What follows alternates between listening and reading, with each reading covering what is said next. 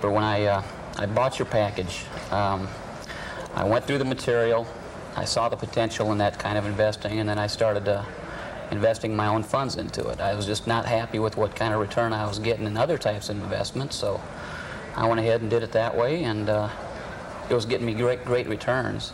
Followed the strategies that you taught me in that series, and then I did that for about a year while I was in the Army. So you were in the Army? I was in the Army for about 9 years active duty as an officer. It was a very successful career, and even though the military is downsizing, I wasn't under pressure to get out. My career wasn't in jeopardy. But I went ahead and did it with my own money for about a year.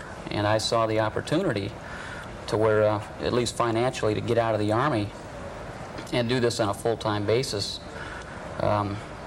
I was convinced when I made that decision to put my paperwork in to get out that it was going to work, and that's what I did. So now I'm doing it full-time. In the first year, I've tripled my income from the military, which I was pretty happy with that. And I just consider that starting right now. I see a lot of things happening here in the near future that are going to get things rolling even better than that, but I'm real happy about it. And the brokers are earning a lot of money. I've paid one broker a little over $5,000 a month on the average last year from the mortgages he brought me, and that was his first year in the business. I came to your seminar in Georgia and heard you speak and realized that you had a lot to offer me. If I could use what your knowledge is and your materials to help me with my goal, which was to earn extra income so that my husband and I can enjoy traveling and doing things, and we do a lot of it. Great. And Well, in the last year or so, I've made about $100,000 acting as a mortgage broker, and it's been a revelation to me. And Well, you never I've loved thought you could every minute. No, I really didn't think I could achieve that level with the amount of time, which is part-time, because we travel. It's simple. You don't have to worry about tenants, discounted mortgages. It's the way to go. It's a real clean business. You can operate it from your home. Since I left the Air Force and retired 6 years ago, I've been doing this full time. It's a fantastic business. You can sell them to institutional investors, and one I sold recently was $7,500 profit on a $30,000 note. I've made a lot of money. I've made enough money that I've paid, it makes my mortgage payment, pays my bills, and I have a big mortgage payment. The mechanics, the calculator, the numbers, that's very easy. That's the least part of anyone's problem. What you really need is to talk to people. You need to somehow talk to people, advertise. It's a people business. The hardest work I had to do was go out, get in my car, go out, take pictures of the property, and on that transaction I made over $10,000. Do you think this is a great thing? That was excellent, yes, it was good. I'm looking for more of those. Well, we've been working in this business for 2 years now, and I had a chance to look over the last 2 years real specifically, and we've done over 120 notes in the last 2 years, which is real exciting for us. That's a lot. Yeah, that's a lot. And on average, we average just about $2,700 a deal. Mm-hmm. A lot less, a lot more, but on average, that's what it comes out to, which is pretty significant income for us. We've $300,000. a little over $300,000. $300,000 in 2 years. See, that's incredible. But it's not. Anybody that doesn't think $2,700 is a lot of money, they have to look at how much time you spend to make that. We've got transactions that we have no more than 2 or 3 hours in. So you're saying you made $2,700 in a couple hours? All told, if you look at the time involved. Wow. From taking an offer and making an offer and maybe dealing with the paperwork. You might have to drive around. You might have to drive across town.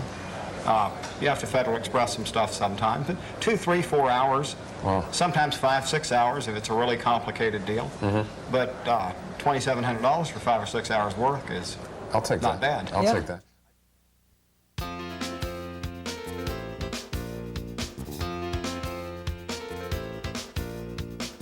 Hi, my name is John Stefanchik, and what you're about to see is a live seminar presentation I did to a group of people interested in making money.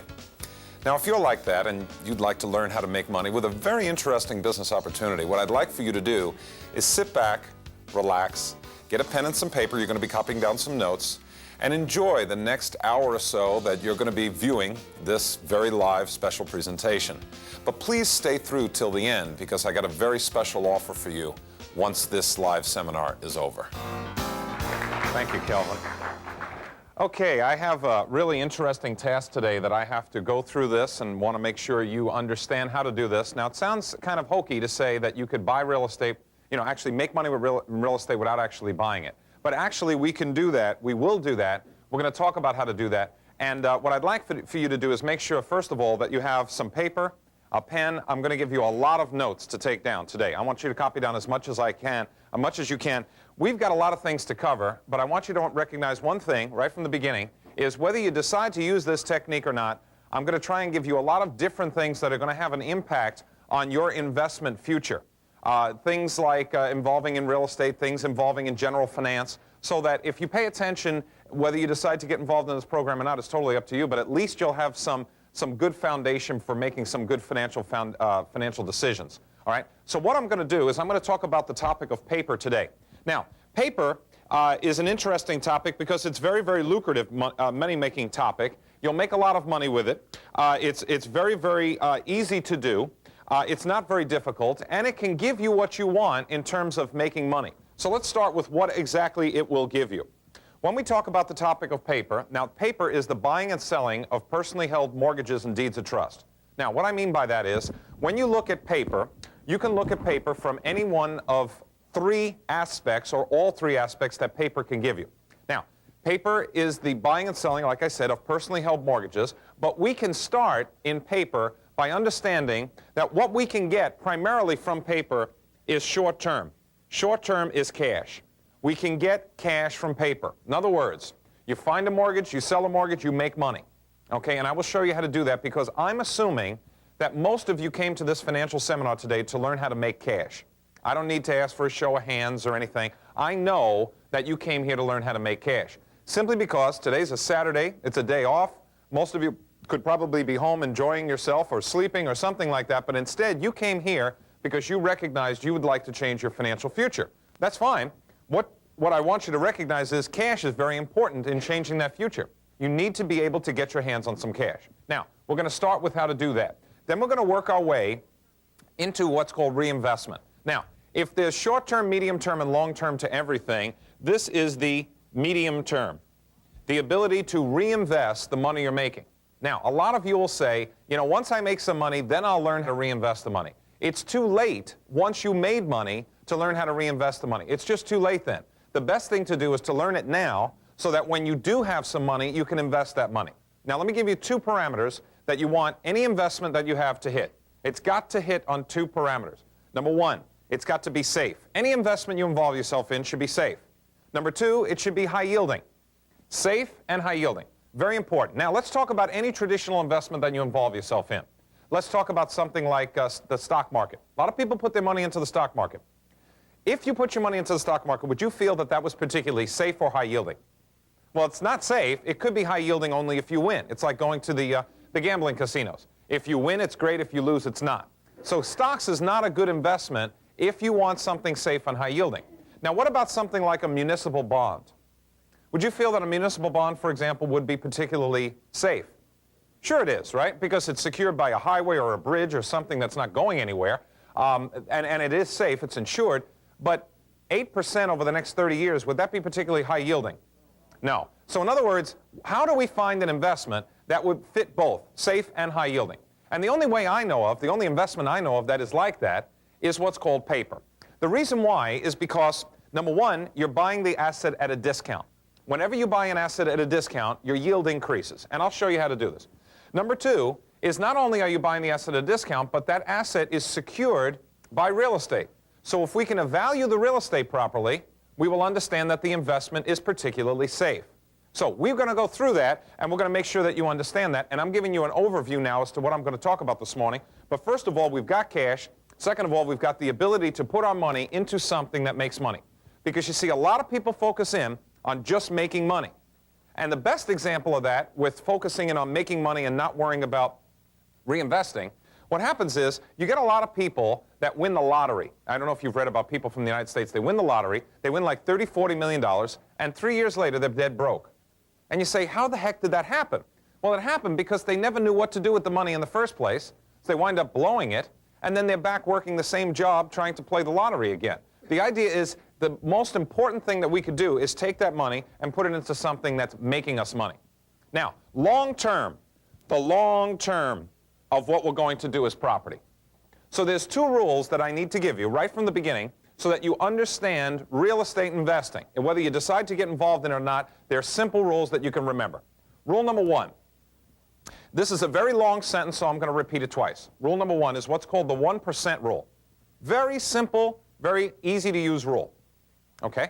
Rule number one, 1% rule. Take 1% of the purchase price of the property you're buying. And that's what you should get monthly in rent to break even. All right, let me repeat that. Take 1% of the purchase price of the property you're buying, and that's what you should get monthly in rent to break even. Now let's use a simple example. Let's take, for example, that you're going to buy a $150,000 piece of real estate. Okay? $150,000. What's 1% of $150,000? $1,500. Now, what this rule says is you're buying a $150,000 piece of real estate, you need to get $1,500 in rent. Let's say at best the property rents out for $1,000. Let's say at best. Rents out for $1,000. Where's the difference? Where's that $500 coming from? Your pocket.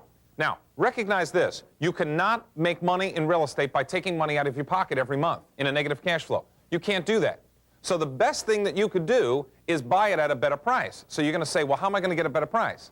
What I'm going to tell you is something we're going to talk about a little later in the program, which is what's called delinquent paper. Just please write down those two words, delinquent paper. Now, delinquent paper is where you can get in on a piece of real estate at serious, serious discounts. Now, have you ever heard of foreclosures, how you can buy foreclosures and you buy them at steep discounts? This is where you get there before the foreclosure.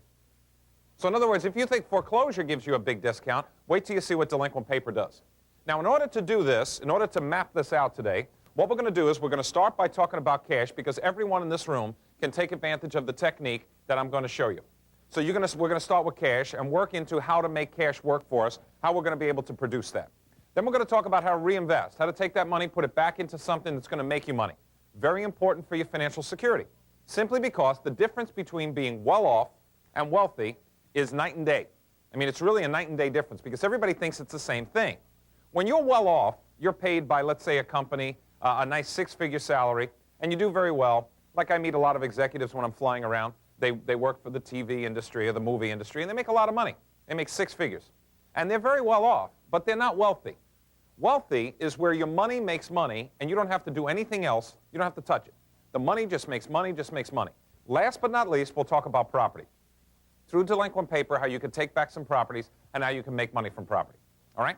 Now, before we get started into anything else, what I need to do is just tell you a small story, a quick story, about myself and how I got here today to be able to give you this talk. I don't mean how I flew up here. I mean how I actually got to this point in time in my life that I could talk about paper and why paper is important to me. Okay? What happened to me was a number of years ago, I was working for a Fortune 100 company back in New York, and I was doing quite well. I was making $30,000 a year. I was on salary. I was making $30,000 a year for 40 hours of work per week. Okay? So I go to my manager and I said, I'd like to make more money. And he says, if you'd like to make more money, what you need to do is work longer hours.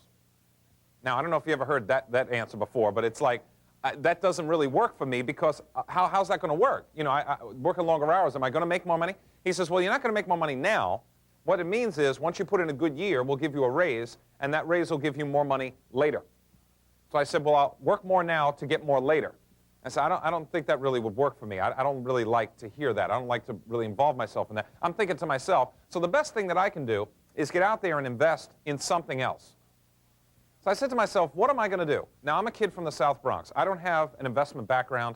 I don't have a lot of parents that have a lot of money. I don't have the ability to be able to just jump into something right away because I have no money and no experience. I said, what can I do? So at the time, along comes this book that says that I could buy property with no money down. And it was a very interesting book because as I'm reading the first few chapters, I realized I definitely qualify for this no money down program. Because you see, I had no money to put down. So it makes sense that I could do this, okay? So I'm reading the book, and I recognize, you know, if you put together a couple of these creative techniques, you could actually make some money. So I said, this sounds good to me. I think I'll get into it, and I'll try it. So at the time I was doing this, I was reading the book, going out there, and I'm buying property. And I'm buying a whole lot of property. I mean, I'm actually buying a lot, and it's working. I'm buying a whole lot of property in a short period of time, and I've got all this property. I'm still working the full-time job, and it's working out very nicely.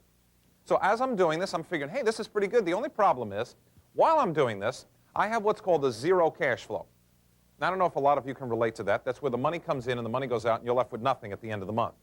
In other words, you spend all the money you make. Well, that's where I'm at, okay?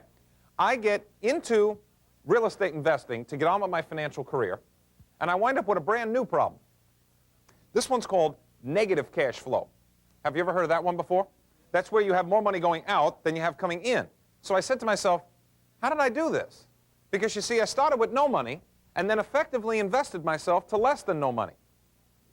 Anybody want to buy my book and tape package on how to do that?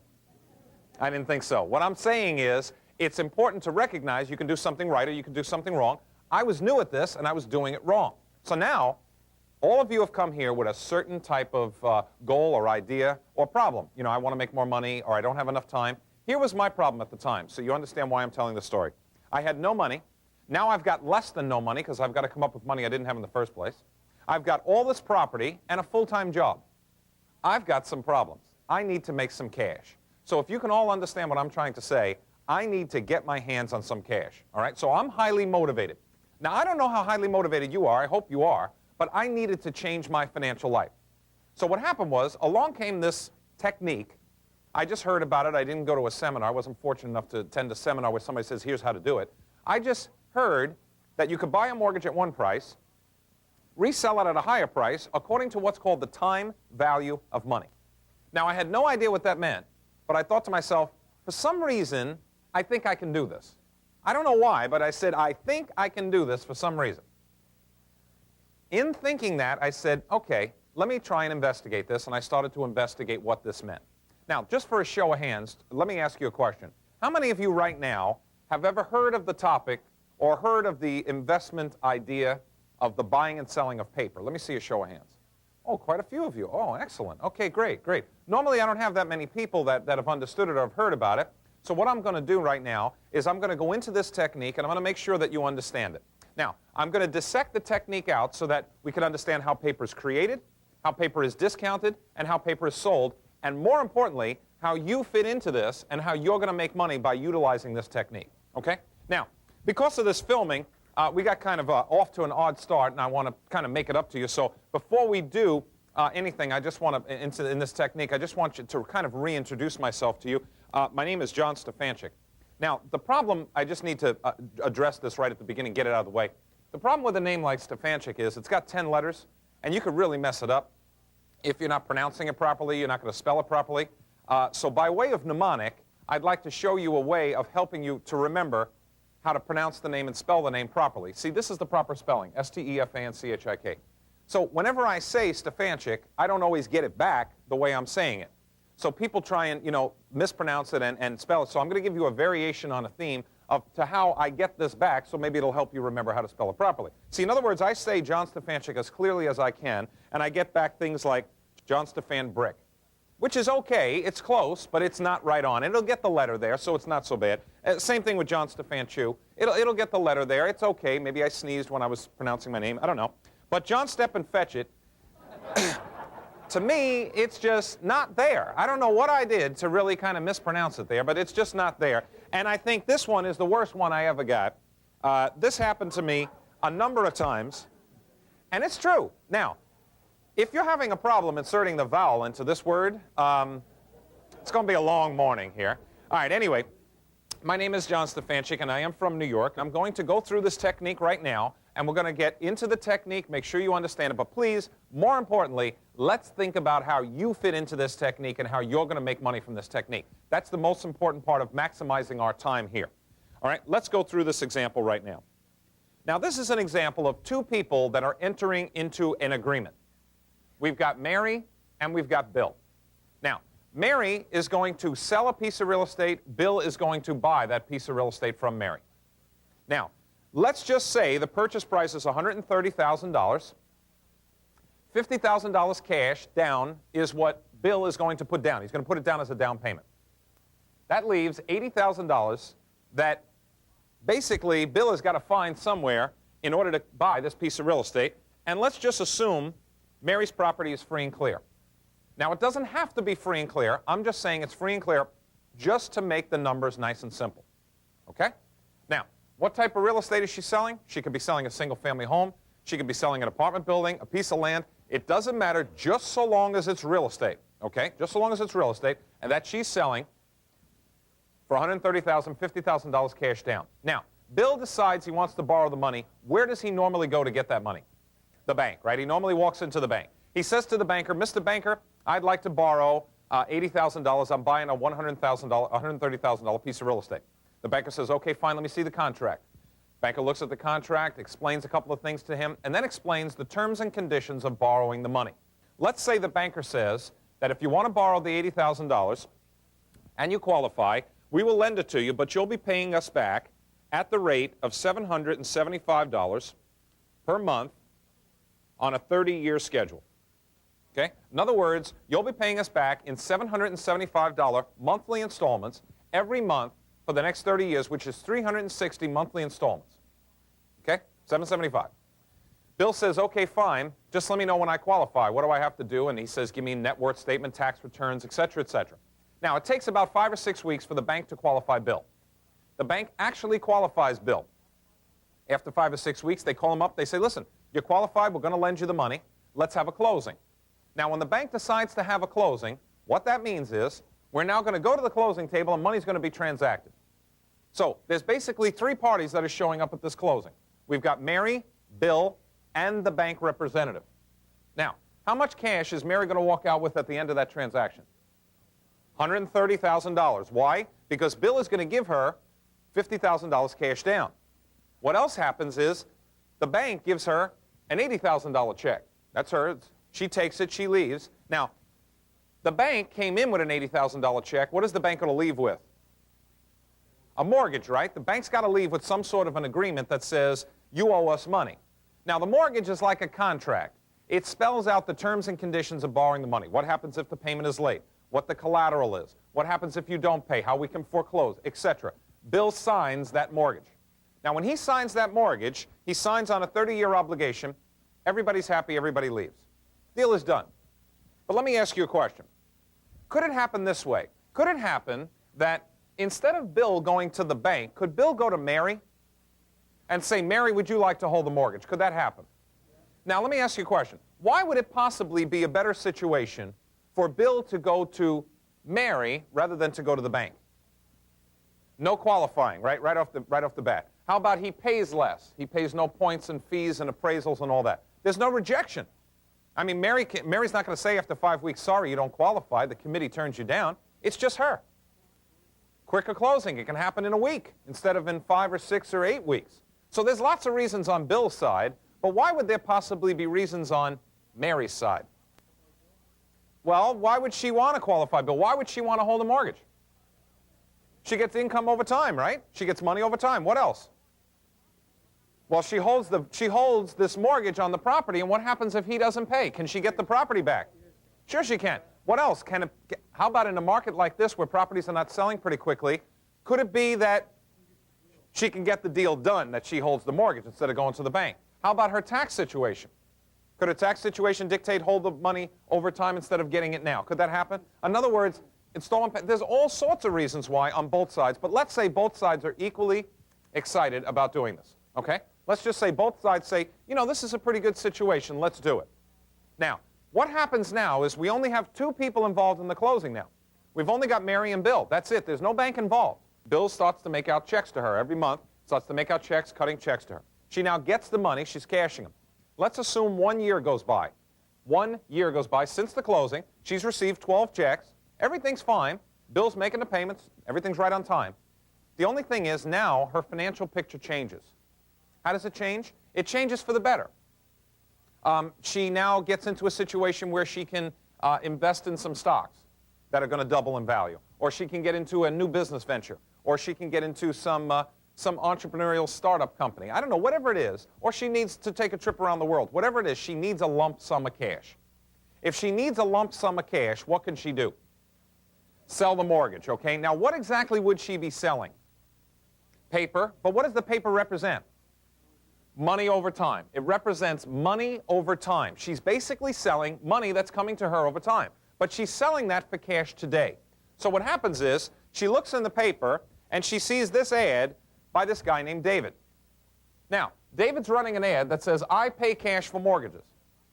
Mary sees that ad in the paper. It says, I pay cash for mortgage, sees his telephone number. Mary calls David up.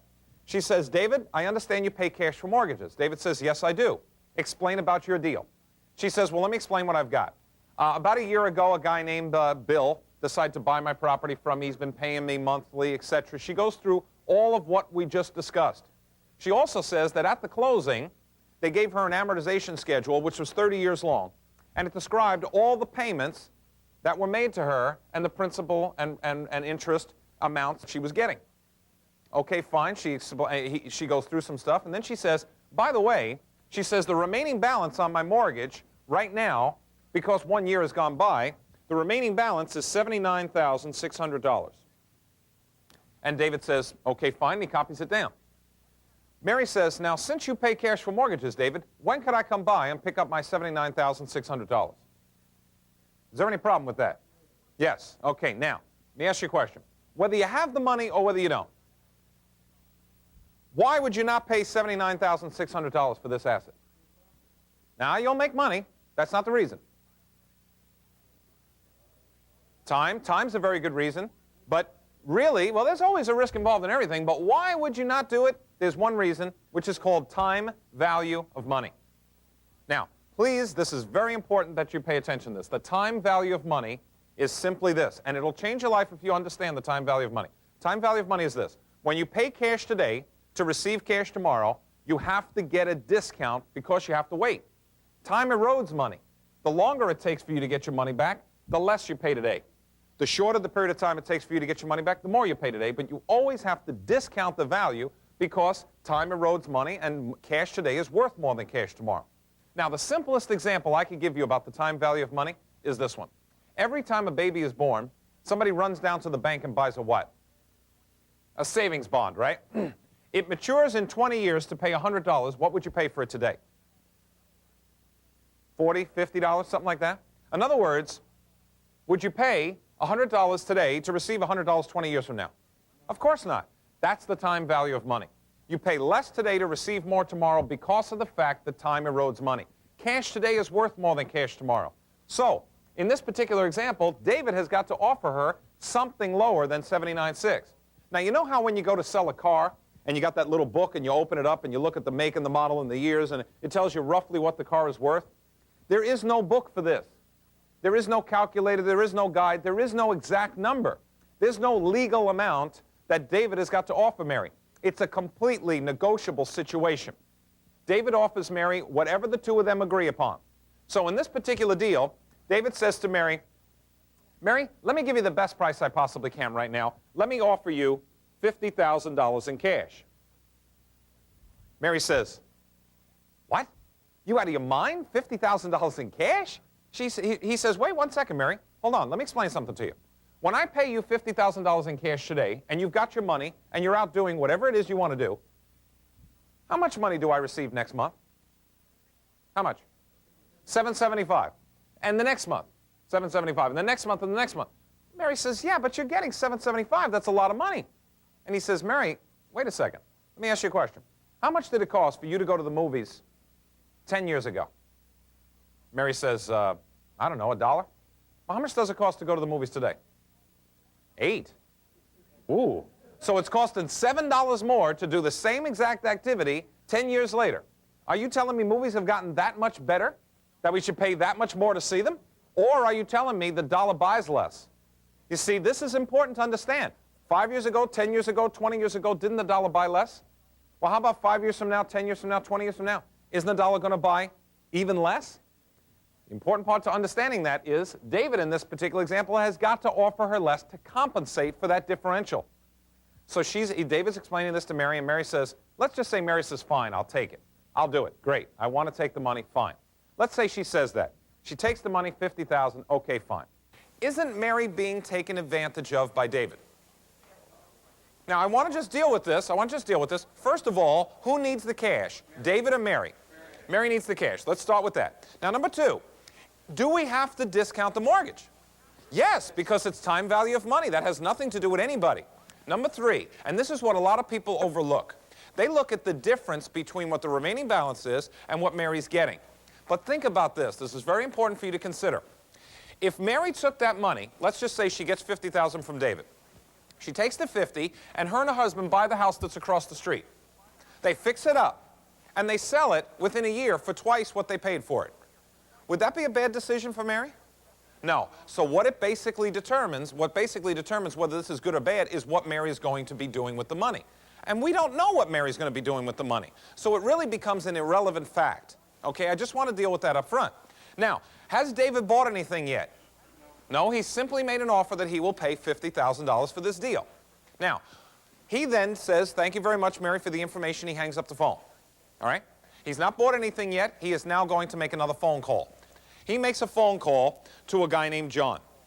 Now, who is John? John is a paper buyer. John buys this type of paper, personally held paper, all over Canada. John is the guy that wants to cash in on this deal. Mary wants to cash out. John wants to cash in. David says to John, John, I've got 29 years of $775 a month. What would you pay for that? John's going to consider the collateral, bill, a number of different things. John says, sounds like a good deal. I'll give you $60,000 for the deal. What just happened to David? He made $10,000 for what? Phone call, one incoming, one outgoing. What I'm saying to you is, right here, this position that I'm asking you to consider, every one of you in this room, I'm asking you to consider, is the most lucrative position you could possibly be in. Why? Because here's what you're looking at. You're looking at how to make money from real estate without actually owning it. There's no ownership here. Does David own anything? No? Now hold on, I'm going to get through this. I want you to make sure you understand at least the beginning. I'm going to go step by step here. First of all, I want you to recognize David is in the middle. David's in a position whereby Mary wants to cash out, John wants to cash in. David is collecting the differential. David is each and every one of you in this room. So I want you to at least think of yourself as David, at least while we go through this. Now, that means that you need a Mary and a John in order to make this work. Now, one thing I want to get out of the way right at the beginning is you do not need the money to do this. Because when I first did this, because this is what saved me from the depths of negative cash flow, is I didn't have to come up with the money because I didn't have the $50,000. So if I said to you folks, all you have to do is come up with the 50, pay that to Mary, then turn around and sell it to John, a lot of you would say, well, that's a nice technique, but I can't use it. I don't have the $50,000. I didn't have the $50,000 when I started. So what I'm going to do is I'm going to explain to you how to do this. Now let's start step by step, okay? The first step to doing this is what? Finding John or finding Mary? Finding Mary. Because you see, you need somebody that wants to cash out. Now I'm going to show you how to find Mary. Then I'm going to show you how to find John. And it's totally up to you if you decide you want to do this. But I am telling you, this is a great position to be in, David. Why? He is paid totally 100% in cash. He does not have to buy the real estate. He does not have to buy the mortgage. All he has to do is find the mortgage. Now, when I first started this technique, and I thought to myself, you know, I'd like to do this. I said to myself, how am I going to do this? I mean, how could I possibly do this? Now, I'm back a few years ago. I got a negative cash flow. I need to get cash. I need to get my hands on cash. I said to myself, how could I possibly put this deal together? What could I do? So I'm searching around, and I'm saying to myself, the best thing I need is to find Mary. Where would you go to find Mary? This is what I'm asking myself. I'm now asking you. Where would you go to find Mary? Now, you don't want to go to a bank because banks hold their own mortgages. Where you could advertise in the paper, right? You can advertise in the paper. But does everybody read the paper? This morning when I called down for my breakfast, they asked me if I wanted 2 different types of papers. So in other words, maybe only some people would see you. Maybe everybody else or somebody else that wants to sell the mortgage wouldn't. Where would you go? And advertising's okay, but where would you go to find every single mortgage? And I'll give you a hint. It's a block away. The registry office, it's right up the block if you don't know where it is. Do you realize that in that building, right up the block, is public information? The public recordation system is whereby people, banks, trust companies, it doesn't matter who it is. Anyone lending money and holding a mortgage can record that mortgage publicly for anyone to be able to go in and read. Any one of us can go in there on Monday and read this and see who's holding a mortgage. I could go look up his mortgage. He could go look up her mortgage. Everybody could look up everybody else's mortgage. That's the way the system is. It's a public recordation system. So let me tell you what I did. You just apply it to right here. Same exact thing. What happens to me is I recognize that I could go down to the county recorder's office. I walk in there and I spend an entire day kind of searching around for where I could find an individual that's holding a mortgage. In other words, I'm looking for Mary. I'm looking for her name and her address, which you will find on the copy of the mortgage. So I look this up and I find Mary's name and address. Not only Mary's name, I find a few hundred Mary's names. A couple of hundred Mary's names at the end of a day. I copy them all down. Now I have, at the end of a day, this is a number of years ago, I have at the end of the day, over 200 names and addresses of people receiving payments on mortgages that I'm now going home with. I'm now taking these names home.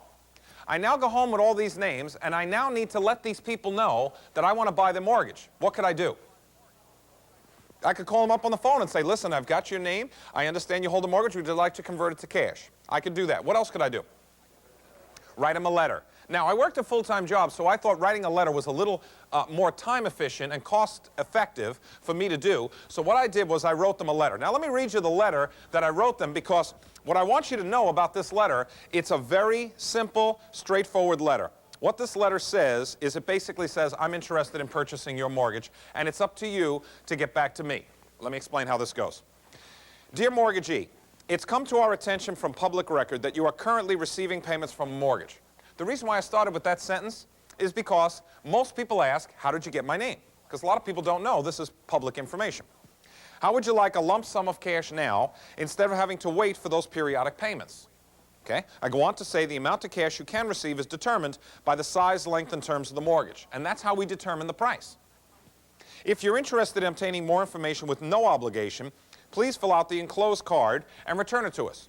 Now, what I did was I made up a response card. And on this response card, I asked them to fill out the information, fold it in half, put a staple in the bottom, a stamp on the corner, and send it back to me if they're interested in a free quote. Okay? Now, have you ever done something that you've never done before and it worked? You know what I mean? Like anything at all. Fix the boat, fix the car, and it works. You feel real good about that. Well, what happened to me was I've got over 200 letters and cards that I need to send out. I send them out. This is a number of years ago. I send them out. I'm not sure what I'm doing, but I figure this could work. I send them out. And one day a card comes back in the mail. And I looked at this and I said, hey, look at this. A card came back. This is great. So I called the person up. I made them an offer. They said, thank you very much, but no. Next day I come home from work. There's a card there, another card there. I said, great, I'm on a roll now. Called them up. I said, yes, I'd like to make you an offer on this mortgage, this particular amount. They said, thank you very much, but no. So now it's 2 down. I come home the next night, no card there. The next night, no card. Next night, no card. Next night, no card. Do you know what it's like to spend an entire day at the office just wondering what's at home in the mailbox when you come home? It's not a great way to live your life, but every day I'm coming home thinking there's going to be something there, and every day there's nothing there. So I keep coming home, nothing there, coming home, nothing there. So I'm starting to doubt that the technique worked. Maybe a couple of fluke people just sent in a card, and I said, well, maybe it doesn't work.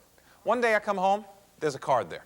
Now, the card was from Yonkers, New York. Now, I don't know if you ever heard of Yonkers, New York. It's down outside of, right out of New York City. It's a suburb there. And it just happened to be that I remembered it because this is the card that hit. I got the card in front of me. I get on the phone. I said, yes, I'd like to offer you $36,000 for the mortgage. And there's a pause, and I hear, okay. So I said, I'm sorry, I couldn't quite hear what you were saying. There was a machine on the background. What was that you said? He said, well, that's okay, but can you do any better? Now I'm starting to sweat. Now the sweat's coming down my collar. I don't know what to do. What should I do? Go up, state my price? I'm really nervous. I don't want to lose the guy. So I said, well, to tell you the truth, that's about the best that I could offer right there is $36,000. That's it. And he paused again and he said, all right. And he asked me a very interesting question. He said, all right, how long is it going to take for us to close? And I thought to myself, that's a damn good question. I have no idea how long it's going to take to close. I've never done one of these things before. I don't know. I'm new at this. But I can't tell him that. So I said, well, I'm sure it'll take 2-3 weeks at the most. So he said, okay, what paperwork do you need? I don't know. I've never done this, so I can't say, I don't know, send over whatever you have. I just said, well, and just thinking quickly on my feet, I said, send a copy of the note, send a copy of the mortgage over to this particular address. He says, do you need any other paperwork? I said, of course I do. But I'd like to take you through this step by step. Meaning as soon as I find out, he's the first guy I'm going to call, that's for sure. So he says to me, okay, fine, what's your address? I give him my address. He copies it down. I said, thank you very much. You're going to send the paperwork right away? Yes, thank you very much. Okay, great. I hang up the phone. Folks, I'm telling you, I was this high off the ground. I was so jazzed. I was so excited. I was beside myself. This was amazing. I couldn't believe I had done this. I couldn't believe, not knowing what I was doing, just kind of playing around here, hoping this was going to work. I actually did it. I was so excited. I was so jazzed. I felt so good for a good solid 5 minutes. And as I was coming down off my elation, I realized something's missing here. I open up my checkbook, and sure enough, I'm $36,000 short that week. In other words, I needed John. In more ways than one, if you can understand how excited I was. I needed a John that was going to cash me out. So, what I'd like to do right now is ask you to copy this down. I'm going to give you a real, live buyer of paper, a John. Here we go, right here. But what I want you to recognize is we are here to buy paper. This is a business opportunity. Now, how does this affect you? What does this actually say in terms of how you're going to make money? All right, let's go through this so you recognize where the opportunity is. All right, here we go. Now, if I'm John and you're David, are you not halfway there? Whew. All right. Maybe you were shocked. Let's talk about this. Let's roll up our sleeves here and get to understanding what's going on. If I'm John, look at John. I'm John. You're David. Are you not halfway there? Yeah, because why? Now you already have a buyer, and we're going to go through the mechanics of this, but now you already have a buyer. All you need to do is find the paper, right? In other words, here is John right here, ready to buy the paper. If it qualifies, and we'll go through that, if it qualifies, you've got John here. Now you're David. That means that basically you have to do what? Find the paper. Now you're saying, well, how am I supposed to find the paper? Well, can you run an ad in the paper? Can you run an ad in the newspaper? Is that difficult to do? Or do you need an advanced degree to run a paper, in the paper? No, you can run an ad in the paper. How about, can you call people on the phone that you find at the registry office? Can you send them a letter? Can you knock on a door? Can you talk to people? Let me give you an example of how, when you start to say to yourself, I want to find paper because I can make money, how you can make money. But before I do that, I need to ask you a fundamental question. If I'm John and you're David, and all you have to do is find the paper, here's the first fundamental question I have for you. Okay, very fundamental question. If you knew you could make money from simply telling people you buy paper, would you tell them you buy paper? It's about 5 people right there. About 5 said yes. It was a 1-hour flight. I'm not really sure. Let me make sure we do this again. Let me try this one more time, okay?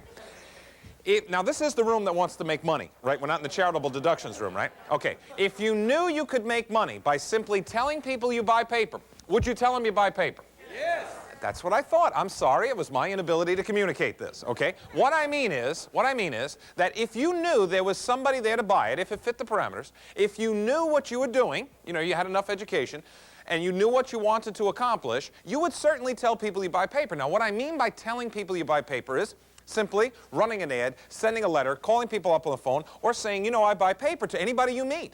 Now, let me give you an example of that. There's a student of mine, her name is Gail. She lives in Seattle. Now, what Gail does is you ever heard of a bail bondsman? Yes. Well, she's a bail bonds person. Okay, she does bail bonds, all right? And what she does is somebody needs a bond, you know, for whatever they've done, and they come in and they get the bond from her and they put the collateral up and everything else. So in comes this woman, young girl. She comes in and she says, I need a bond from my boyfriend down in L.A., and, you know, I need to get a bond. So she says, all right, what's your collateral? Collateral is very important in getting a bond. What's your security?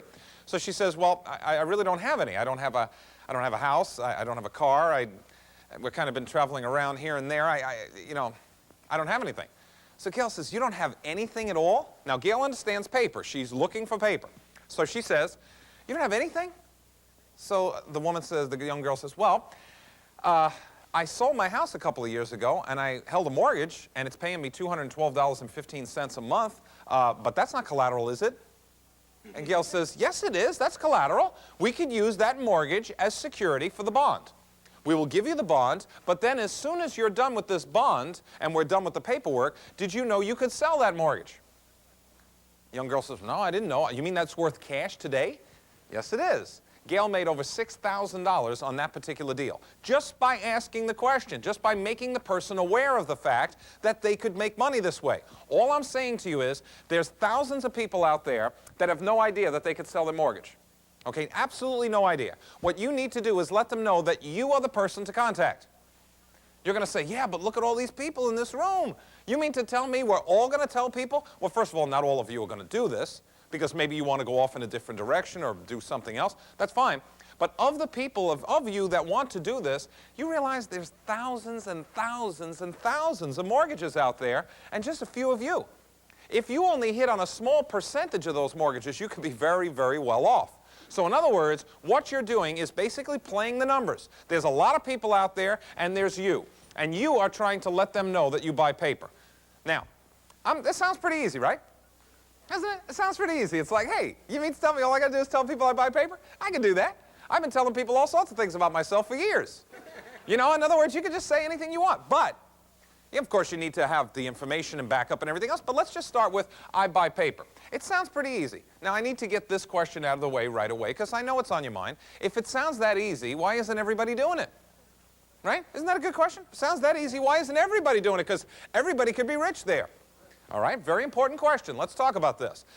Every time I'm on a plane, and as a matter of fact, as soon as I'm done with this talk today, I'm getting right on a plane, I'm heading back to New York.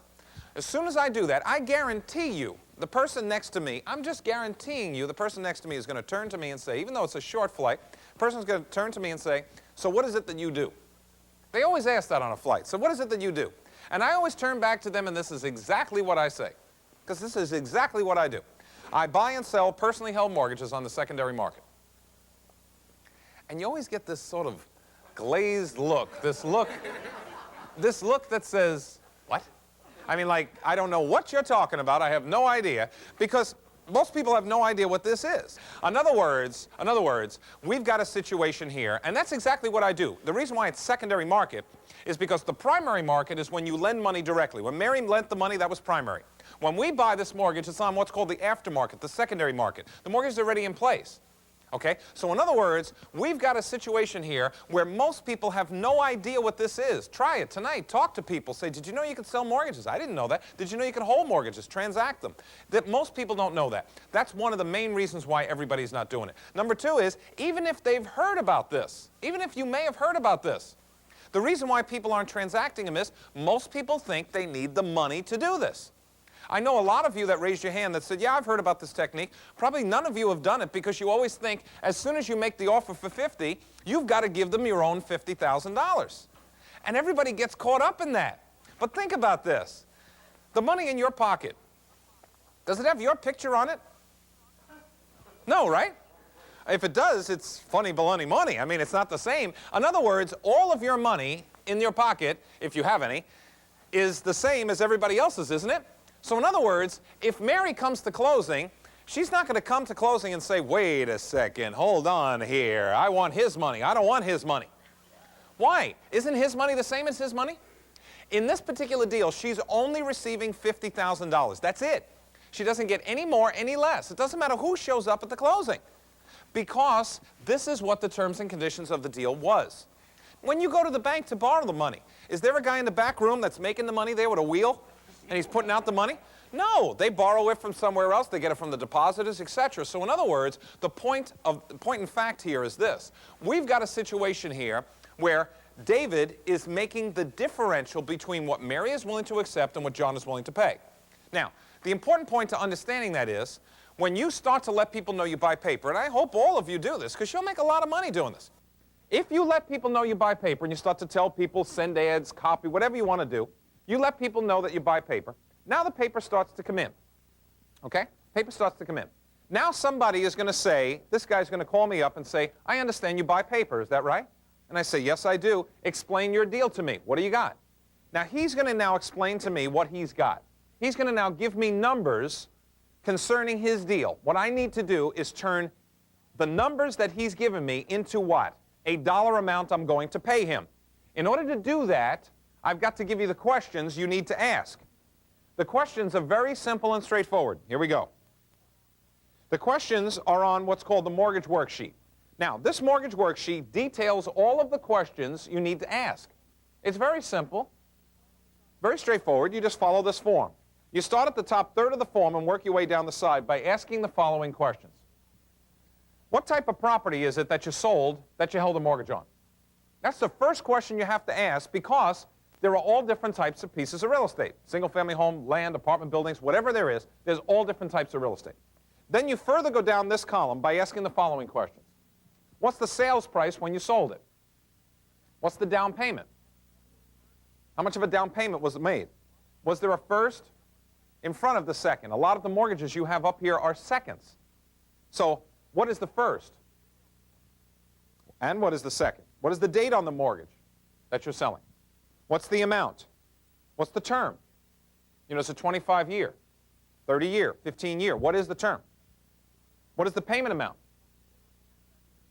Is there a balloon? What comes due at the end of that period of time, at that term? What is the interest rate that you charge? How many payments have gone by, and how many payments are remaining? Now, you have now asked all the pertinent questions you need to ask the person on the other side. Because the person is now saying, okay, you're now right here on the form. You've went across the top, down the side, you are now, that's it. You've asked all the pertinent questions you need to ask. The person says, okay, do you need any other questions, anything else answered? No, that's it. Well, what would you pay? Now, most of my students have a little bit of a problem just throwing out a number off the top of their head. They feel worried about that, and I understand that. So what my students have the ability to do is simply this. They say on the phone, yes, we do have all the pertinent information that we need. We'd like to discuss this with our partner. We'd like to discuss this with the partner. We'll call you right back. So you hang up the phone. Nobody ever has a problem with that. You hang up the phone.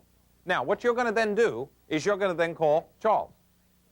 And Charles is going to take out the same form, work up a quote. He's going to work up a quote for you and going to tell you exactly what he will pay for this deal. He's going to say, we will pay such and such an amount of money, whatever that amount is. You then hang up the phone and call the other person back. Okay, you understand what's happening so far? All right, now, there's a visual involved in this. You ready? Watch the hands. Let's say, okay, let's say we offer you $55,000 for this deal. Let's say it's $55,000. When you hang up the phone and call the person back, would you offer them more or less? Less. Now, let me tell you why I do this visual. Some people get this all mixed up. One time a guy called us up. He said, what would you pay for this? We said $55,000. He said, thank you very much. He calls us back in a few minutes. He says, I got the guy locked in at $57,000. I said, looky here, Sparky, you need to take $2,000 out of your own pocket to put into this deal so the guy can sell the mortgage to me. He says, how am I supposed to make any money? I don't know. You got to go down. So if I said $55,000 to you, what would you say to the person on the other side?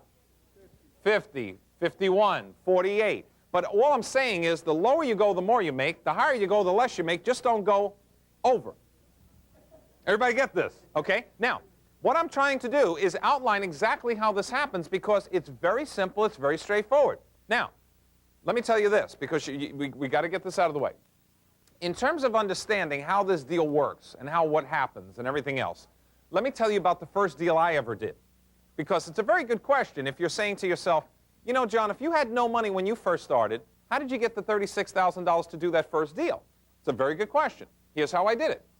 I got the guy in Yonkers locked in at $36,000, okay? Locked in. He says he'll accept $36,000. Great. I don't have any money. I hang up the phone. I run an ad in the New York Times. New York Times Sunday section says, mortgage for sale, call John. That's all it says. Mortgage for sale, call John with my phone number.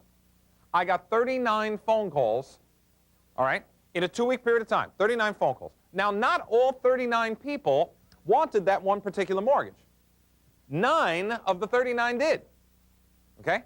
I sold it to the highest bidder, which was $42,000, minus 36 is $6,000. Now, I had to pay what's called closing costs in order to put the deal together, but I made a little under $5,000 on my first deal.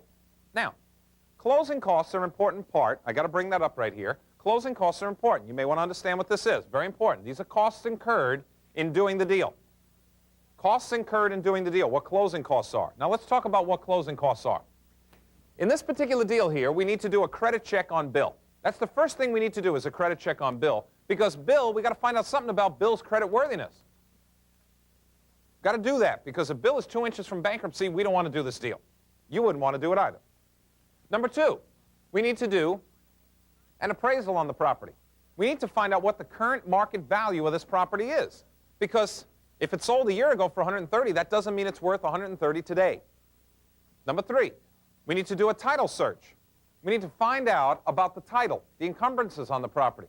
Are the taxes been paid? Is it really a second mortgage? We need to do that, and we need to insure the title. This is all done through the lawyers up here, so we got to pay this. Somebody's got to pay this. We also have to prepare all the documents, and we have to close the deal and prepare the assignments for the transfer from Mary to John. Now, this costs money. On a deal of this size, it would cost about $800 to close. $700, $800 to close. Now, a lot of you are saying, wow, I'm just starting and I don't have that type of money, and what? I don't want you to worry about money. Money is not the worry. That's not the worry in the paper business. Why is it not the worry? Because here's what I'm going to say to you. When you are dealing with my office and you are a student, and I'll explain what that means, but when you're a student, you're dealing with my office, and you call us up and you're doing a deal with us, we are going to pay all the closing costs that are incurred in the deal. All deals. Not just once or twice. All deals, when you deal with our office, we pay all the closing costs. We treat our students really, really well. We always want to treat our students well because you may bring us not one deal, 2 deals, 5 deals. That's the whole point to doing this. So, understand we pay all the closing costs. The reason why we do this is there's 2 ways to make money in paper. The first way is you make a lot of money on just a few deals. The second way is you make a little money on a lot of deals. In other words, you do it in volume. When we do it in volume, like we buy his deal, her deal, his deal, his deal, his deal, her deal, we buy a lot of deals. When you buy a lot of deals at one time, you sort of minimize the cost, you absorb the cost in that, and you take a little bit off the top, so you make it up in volume.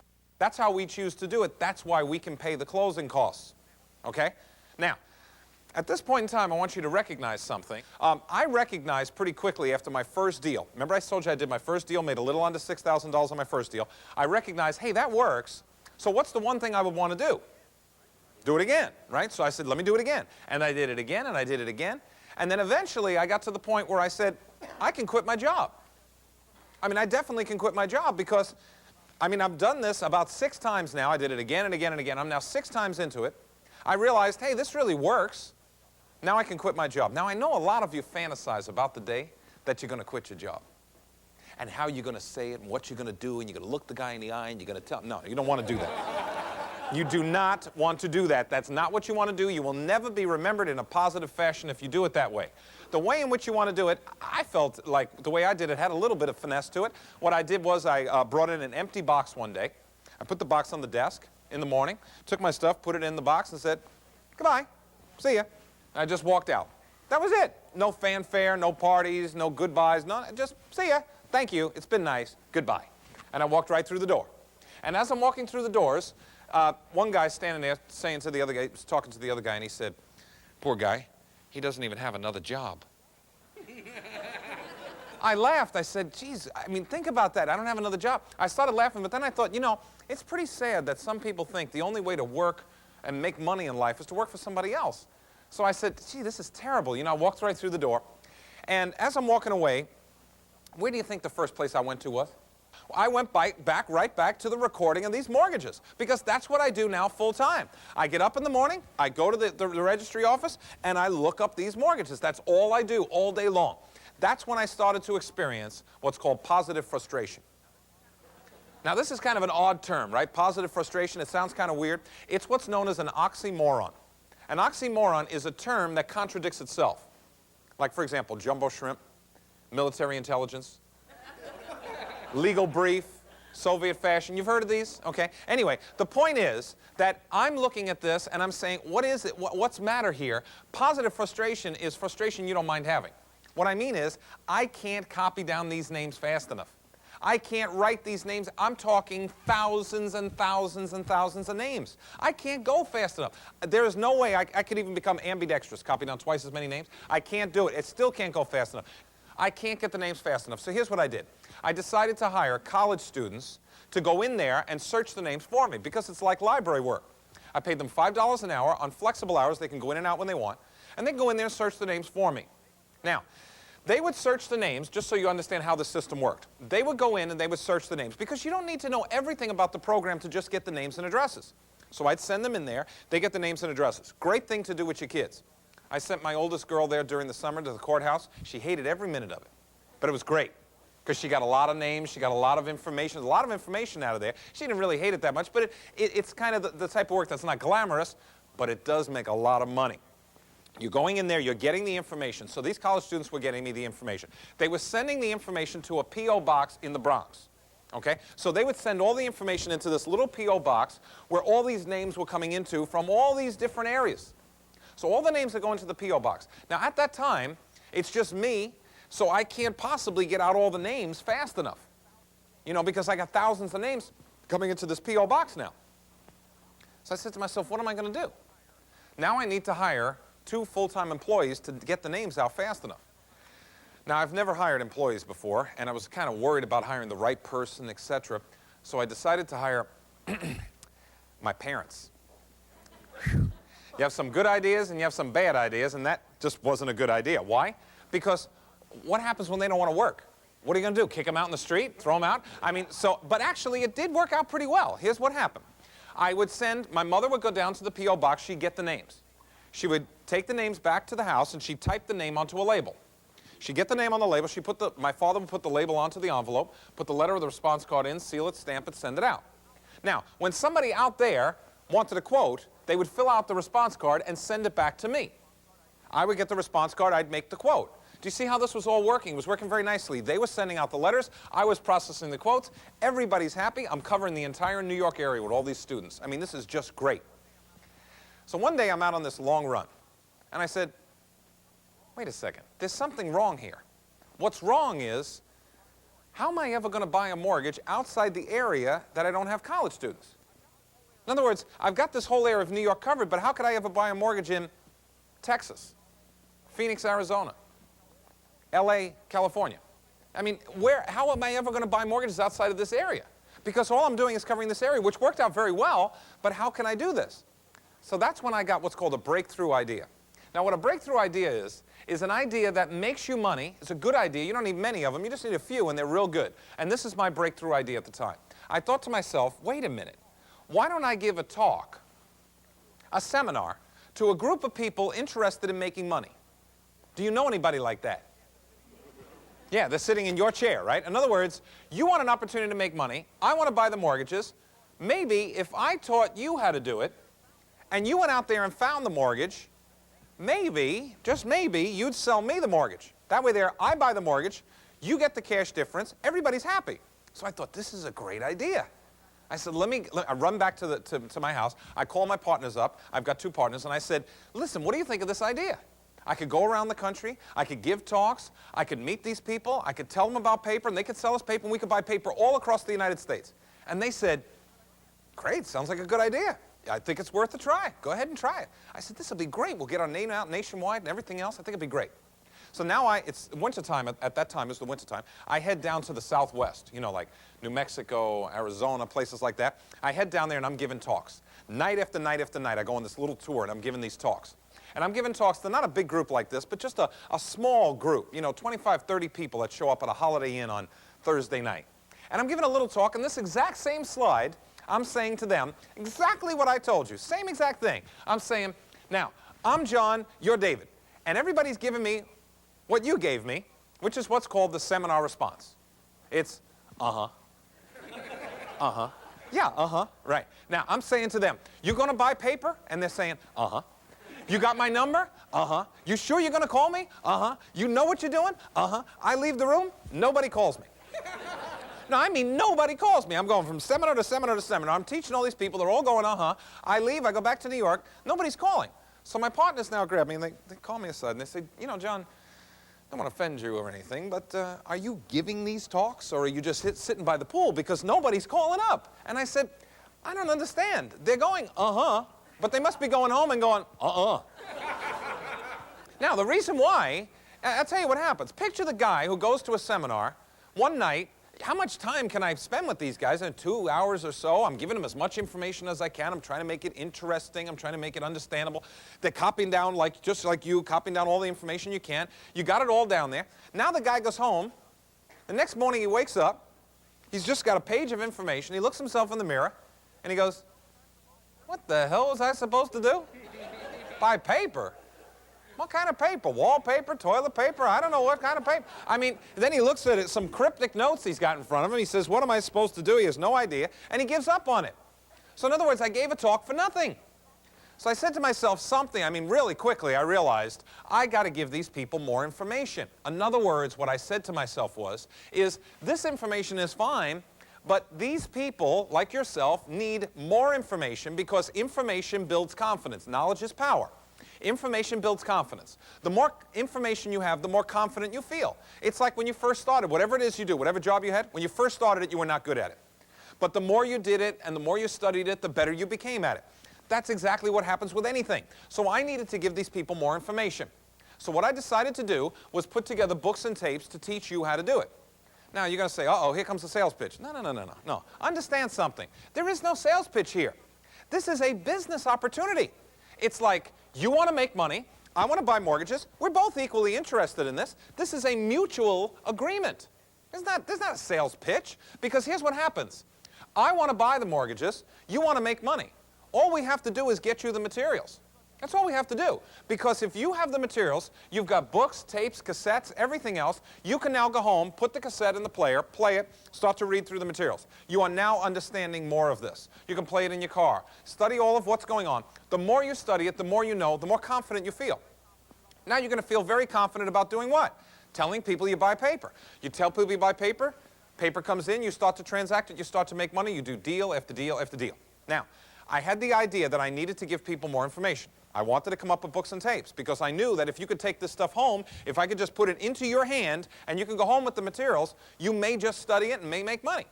Hopefully, if you use the materials. But at least I got it in your hands.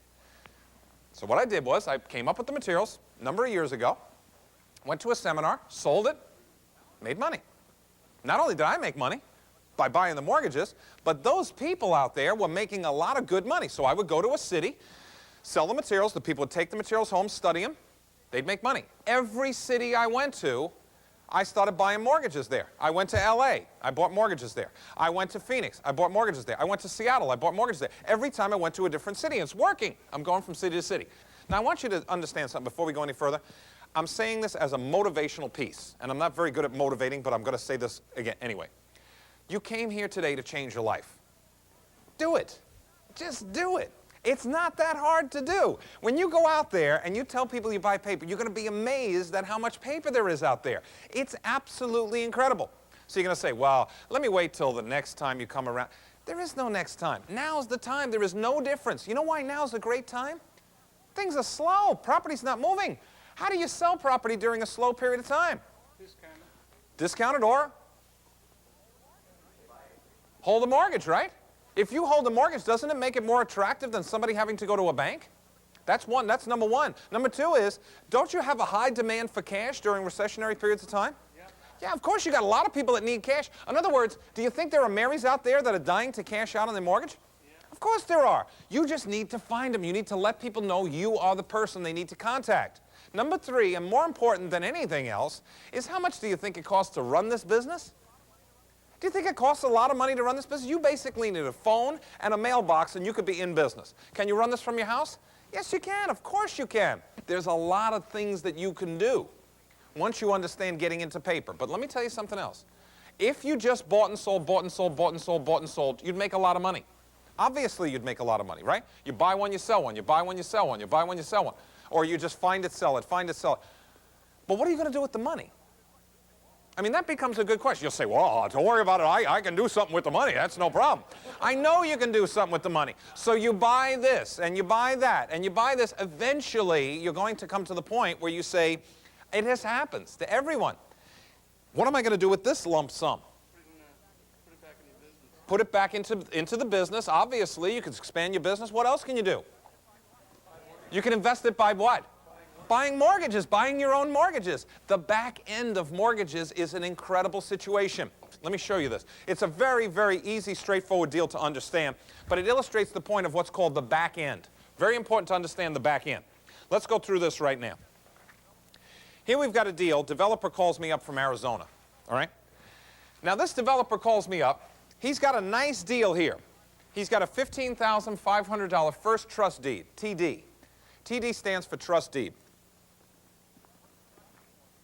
What's a trust deed? A trust deed is like a mortgage, but it's a three-party agreement. They use them mostly out west, California, Arizona, places like that. It's basically like a mortgage, like a vendor take-back. $150 a month on a 20-year schedule. He says to me, what would you pay? Now, basically what he's offering me is 20 years of cash flow. He's offering me 20 years times 12 payments per year is 240 payments of $150 a month. He says, what would you pay? Simple cash flow. We go back and forth, back and forth, back and forth. We finally get to the price that I can pay. I said, I'll give him $9,000. He says, $9,000. We go back and forth, back and forth. This is the best that we can do. Finally, he says, fine, I'll take it. That's the best that I can pay. This is the best that he could get. Great. $9,000. Now, $9,000 is going to buy me 20 years of $150 a month. Fine. The only thing is, I decide I don't know if I want to do this deal myself. Let me find out what somebody else will pay. So I call a friend of mine. His name is Bob. Now, I call Bob. Bob is a paper buyer just like I am. I call Bob up and I say to Bob, now I asked Bob the same question the developer asked me. What would you pay for so many years of cash flow? In this case, 20 years of cash flow. What would you pay for 20 years of $150 a month? Now, when I say that to him, basically, he's looking at the deal, considering whether he's going to buy it, what he's going to buy, how he's going to do it. And here's what he says to me. He says, you know, John, you've got an excellent deal here. You've got 20 years of $150 a month. He says, secured by a property in Arizona. Everything's fine. He says, but let me make you a little bit of a different offer. So I said, all right, go ahead. He says, let me give you $9,000. He says, but for the first 10 years. I love that look on your face right now. That look that says, what? Here's what I mean.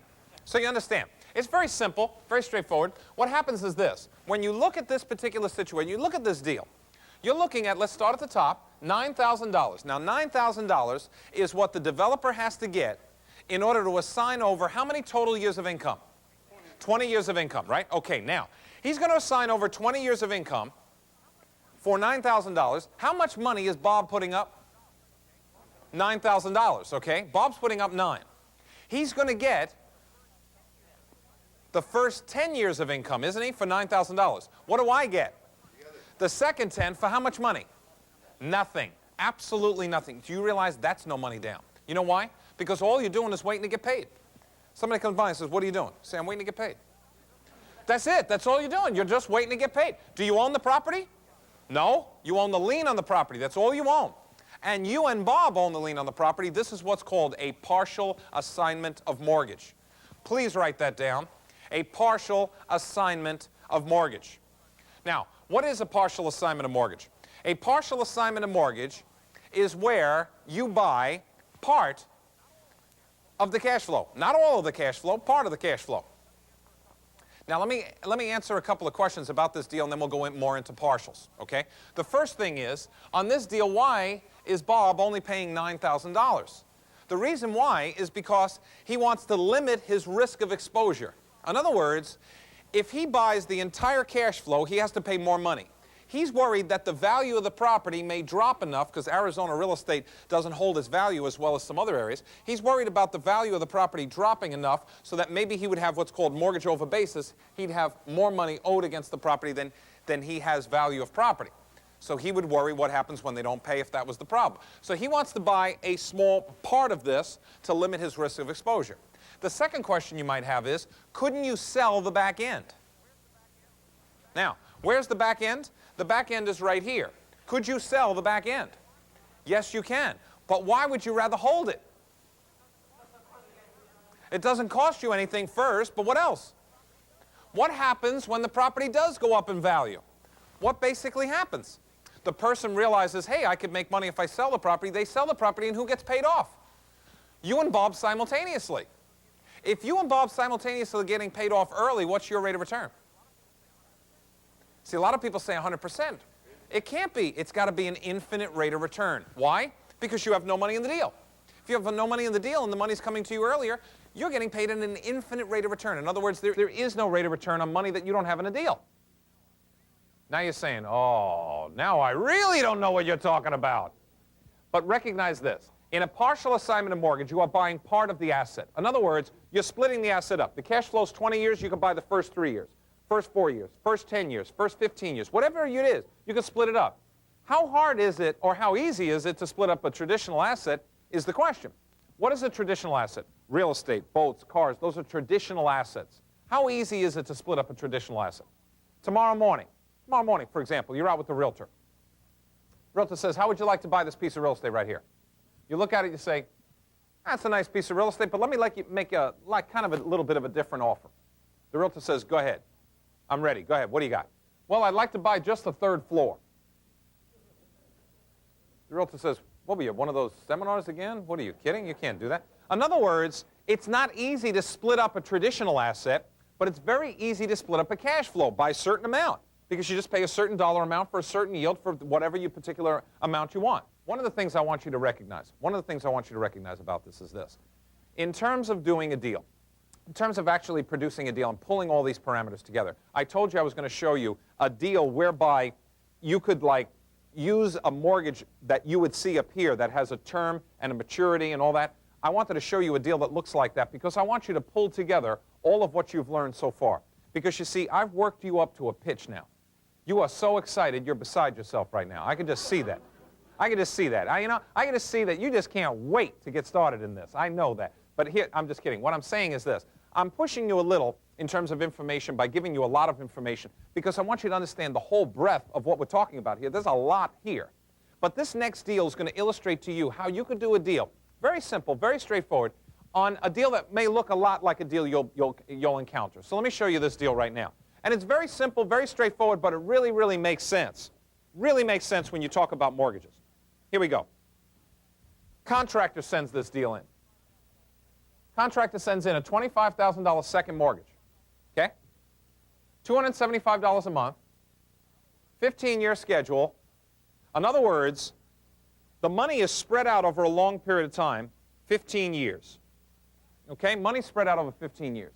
But what we're saying is that the money is due and payable in a shorter period of time, a maturity, or what we call a balloon. Now, what that means is there's basically 2 parts to this mortgage. 2 parts. Part number 1 is 60 payments of $275. Now, why do I say 60 payments of $275? Because there's a 5-year period of time here where you're receiving payments of $275. 5 times 12 is 60 payments of $275. So you've got a period of time here that you're getting $275. You also have the maturity. The maturity is what? That what we call balloon, $20,454.11. That is the remaining principal balance that has to be paid in order to pay off this deal. So basically what we have is what? We've got 2 parts to this mortgage, and we got a guy that wants to sell it.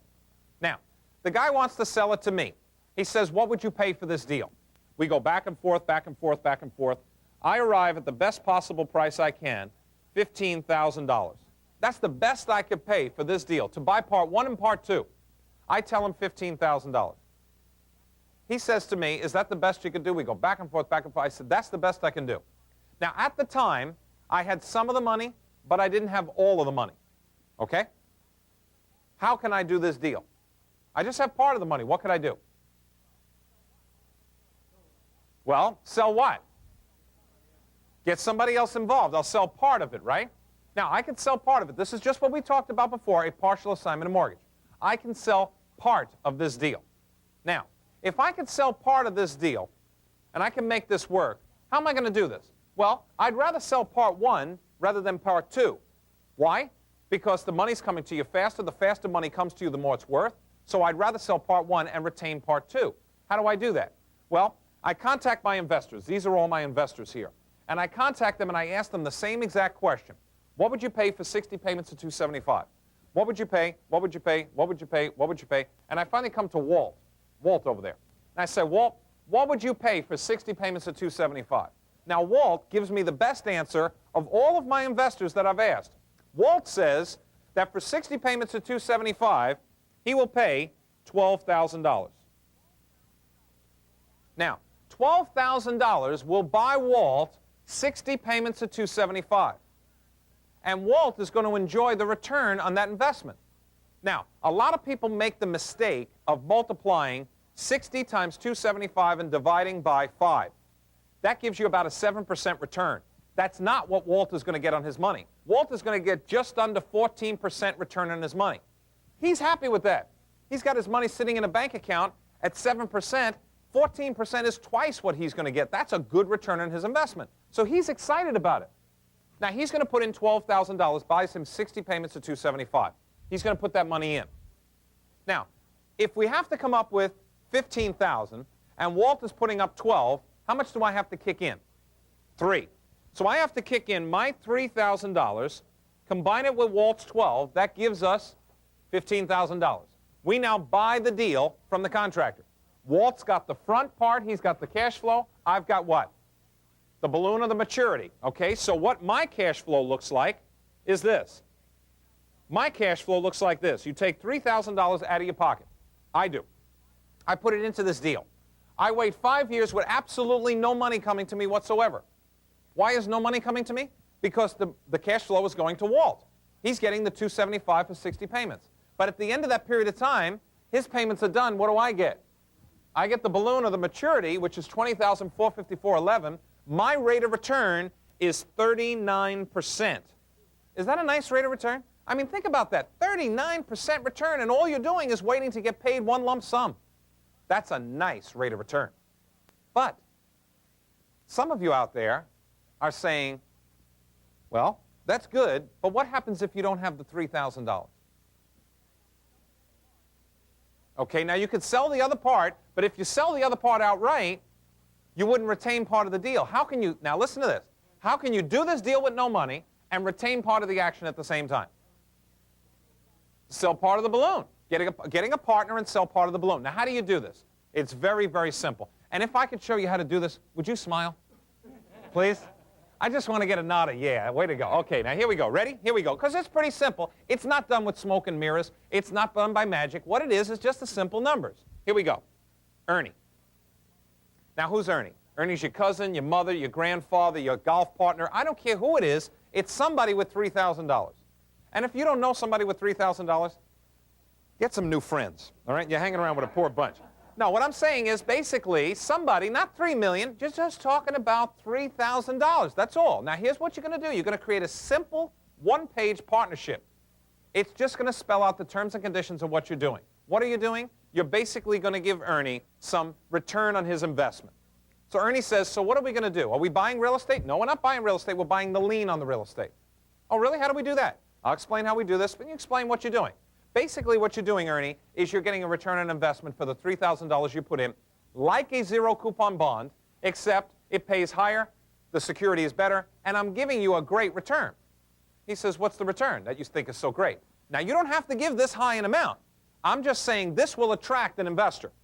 Ernie, I'm going to give you 22% on your money. Now, 22% is pretty high. Again, you don't have to do it that way. I'm just saying it'll attract an investor. 22%. He says, wait a minute. I put in 3. I get 22% of my money.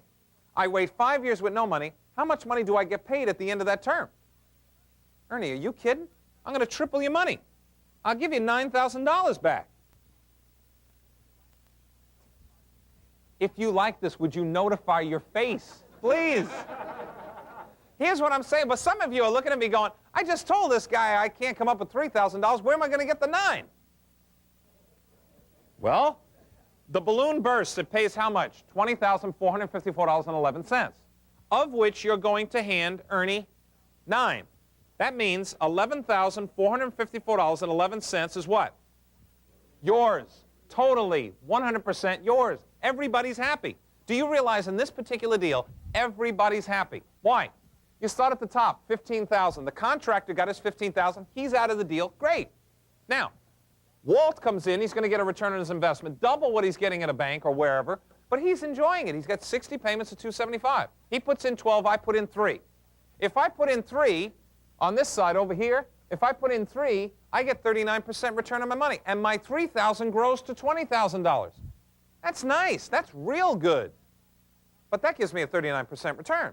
On the other side of this, how about I put in no money, I bring Ernie in, I give him a piece of the action, 22%, I give him 9 and still retain 11. Ooh. You know what's nice about that? I put no money in and made an infinite rate of return. So you should feel real good that you don't have the money. So tonight you're going to go home and you're going to say to your spouse, you know, honey, a guy at a seminar this morning told us we should be happy we're poor.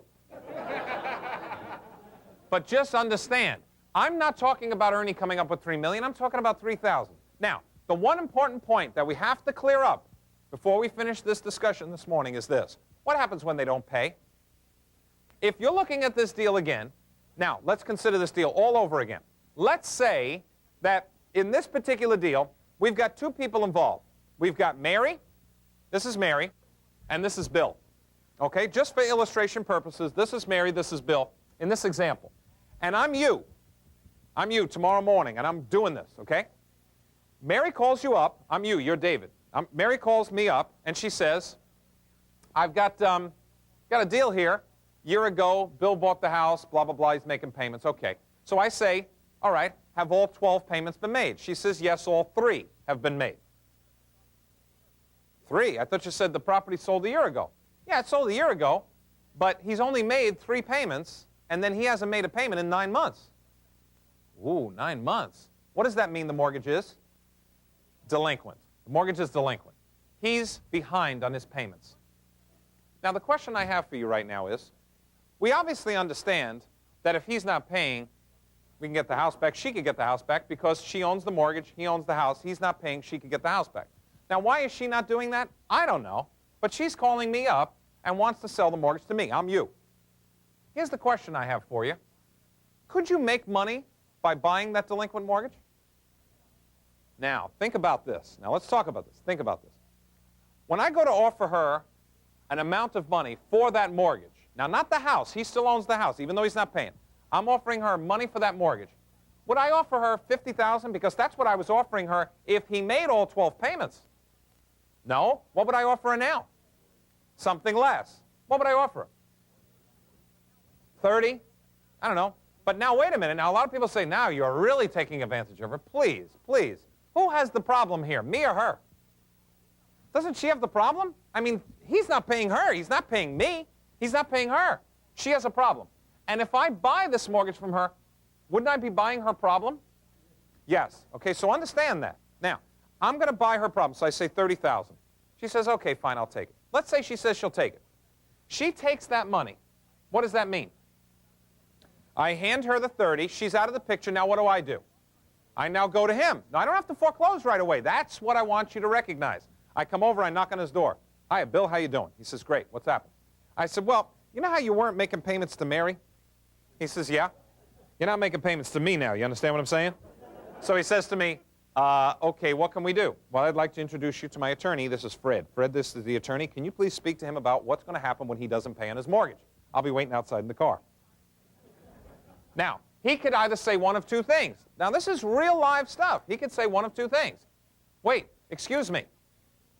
Can he say, can we work something out? Could we work something out? Do I have to foreclose against him? No. What can I do? What could I say to him? You want to sell the house? He says, yeah.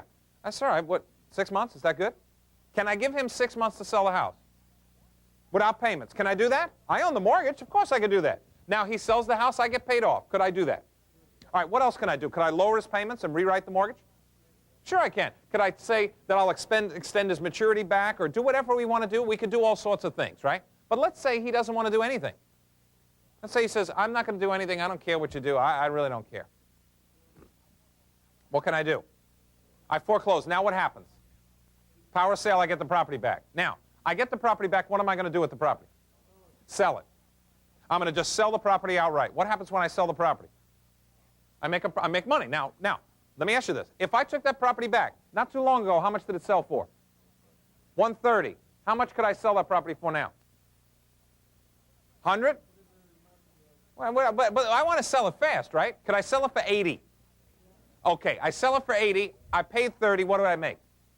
$50,000. Whew. Isn't that great? Whoa, hey, no smoke and mirrors. Real easy to do. But wait a second.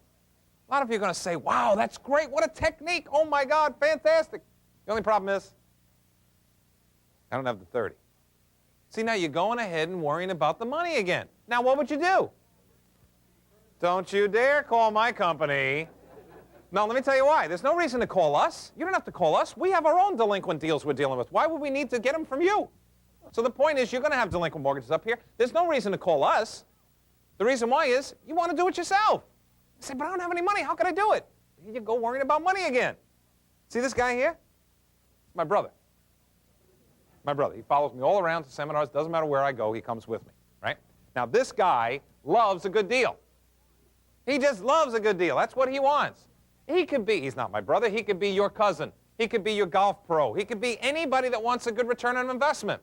And he says to me, anytime you got a good deal, can you bring me in on a good deal? And I say, sure I can. Now what happens? I got a good deal here. I'm going to make a good profit. Do you think you want to come in? He says, how much is it? $30,000. All right. He gives me $30,000. Now he's not just going to hand it to me. We're going to create a partnership, a one-page partnership. You know what it's going to say? We're going to put $30,000 in, and the first $30,000 that comes out of this investment goes right back to you. And then we split the profits 50-50. That's all you have to do. You don't have to do any legwork, anything. I'll do everything. He says, okay, fine. How long is it going to take? No longer than a year. All right? Great. Now what do? He hands me the money. We create a partnership. The partnership takes the $30,000 and buys the deal from Mary. Right? Now the partnership owns the deal. The partnership goes to Bill. You need to pay us, not me, us. We own the deal. Now what happens when he says, I don't have any money? I can't do anything, or I don't want to pay you. Now what do? The partnership takes back the property, right? Now the partnership is going to sell the property, and you told me I could probably get 80, so we sell it for 80. Now what? Now I give him 30, because I told him I'd give him the first 30. He gets the first 30. Now I got $50,000 left. How much does he get? 25. What do I get? 25. Now let's review what happened. Just in case you weren't paying attention. Here's what happened. He puts up 30, and in about 6 months or so it takes to foreclose, whatever. Let's say it's 6 months. He gets how much? He puts up 30, he gets his 30 back, he gets 25. It's almost 100% return on his money, right? In 6 months period of time. Is he excited? Of course he is. Now, what did I get? Talk about excitement. I put in no money, and I made $25,000. Sign me up. Think about this. Look at this. Now, I've got a workbook that I put together. Now, this workbook, very simple, very straightforward workbook. It's called Delinquent Paper Equals Dynamic Profits. The reason why I put this workbook together is I was trying to teach myself about how to do this whenever I encountered a delinquent deal. I wrote this with an attorney to teach myself how to put these deals together because, you see, it's not that these deals are bad. It's just that these deals need to be put together properly. So in other words, when you do this, you got to recognize what it is that you're doing. What you're doing, basically, is you are converting your efforts into cash. Now, here's what I'm saying to you so you recognize what happens. You take some cash that you made, you put it into reinvestment. You buy a mortgage. Let's say the mortgage goes bad, or you buy a delinquent mortgage. What does that mean you'll do? Take back the property. Now, what do you want to do with the property? Sell it. Now you get cash. What do you do with your cash? Reinvest it. You see how this works? Now, a lot of you are saying, yeah, but if I take back the property, couldn't I rent out the property? Yeah, you could if you've been sitting under a sun lamp too long. Why would you not want to rent out property? And please, I know there are other speakers that speak on property and renting and everything else. I'm not trying to be negative about property. I'm trying to be negative about wasting your time renting property. Anyone in this room own rental real estate? Is it easy to manage? Do they send you the check early? Does a toilet ever go? Can you imagine sitting there watching a game, the toilet goes? Not your toilet, their toilet. Now you got to go over there and fix the toilet. Toilets and tenants are the two reasons why paper stands head and shoulders above every other investment. Now, folks, I want you to understand what I'm giving you the choice of. This is second day. Tomorrow's reality. You're going out there to do this. I am saving you. I don't know if you knew that. I'm saving you from toilets and tenants. Because what I'm saving you from is, here, you don't own the property. What do you own? The lien on the property. Do you realize what it's like to try and become wealthy by renting out property? Do you have any idea the toil and sweat involved in renting out property? A friend of mine one time said to me, John, when you take in all these mortgages, see, because a payment comes from here, a payment comes from here, all these different mortgages give you monthly payments. These monthly payments come in, they add up. Now, when they're adding up, I mean, they're seriously adding up after a period of time. You got a lot of money here. My friend said to me once, he said, John, at the end of a month, how much money do you get to keep? I said, what do you mean, how much money do I get to keep? He says, well, you know, after you pay the maintenance, the taxes, the insurance, He says, wait a minute, you don't pay that, do you? I said, no, I don't own the property, so why would I pay that? So in other words, if I get $300 here, $200 here, $500 here, $900 here, and it adds up to $10,000 a month, guess what I get to cash? $10,000. Now, those of you that are saying, yeah, but let's go the rental way. Think about this. If you wanted to make $10,000 a month for the rest of your life, let's just say, and you want to do it through rental property, and each property you had, let's just say you could do this, each property you had could produce $100 a month. How many houses would you need? 100. Do you have any idea what it's like to own 100 homes? Do you have any idea what that's like? Let me give you a graphic depiction of what that's like. That's like having 100 little children around you at all times under the age of 2.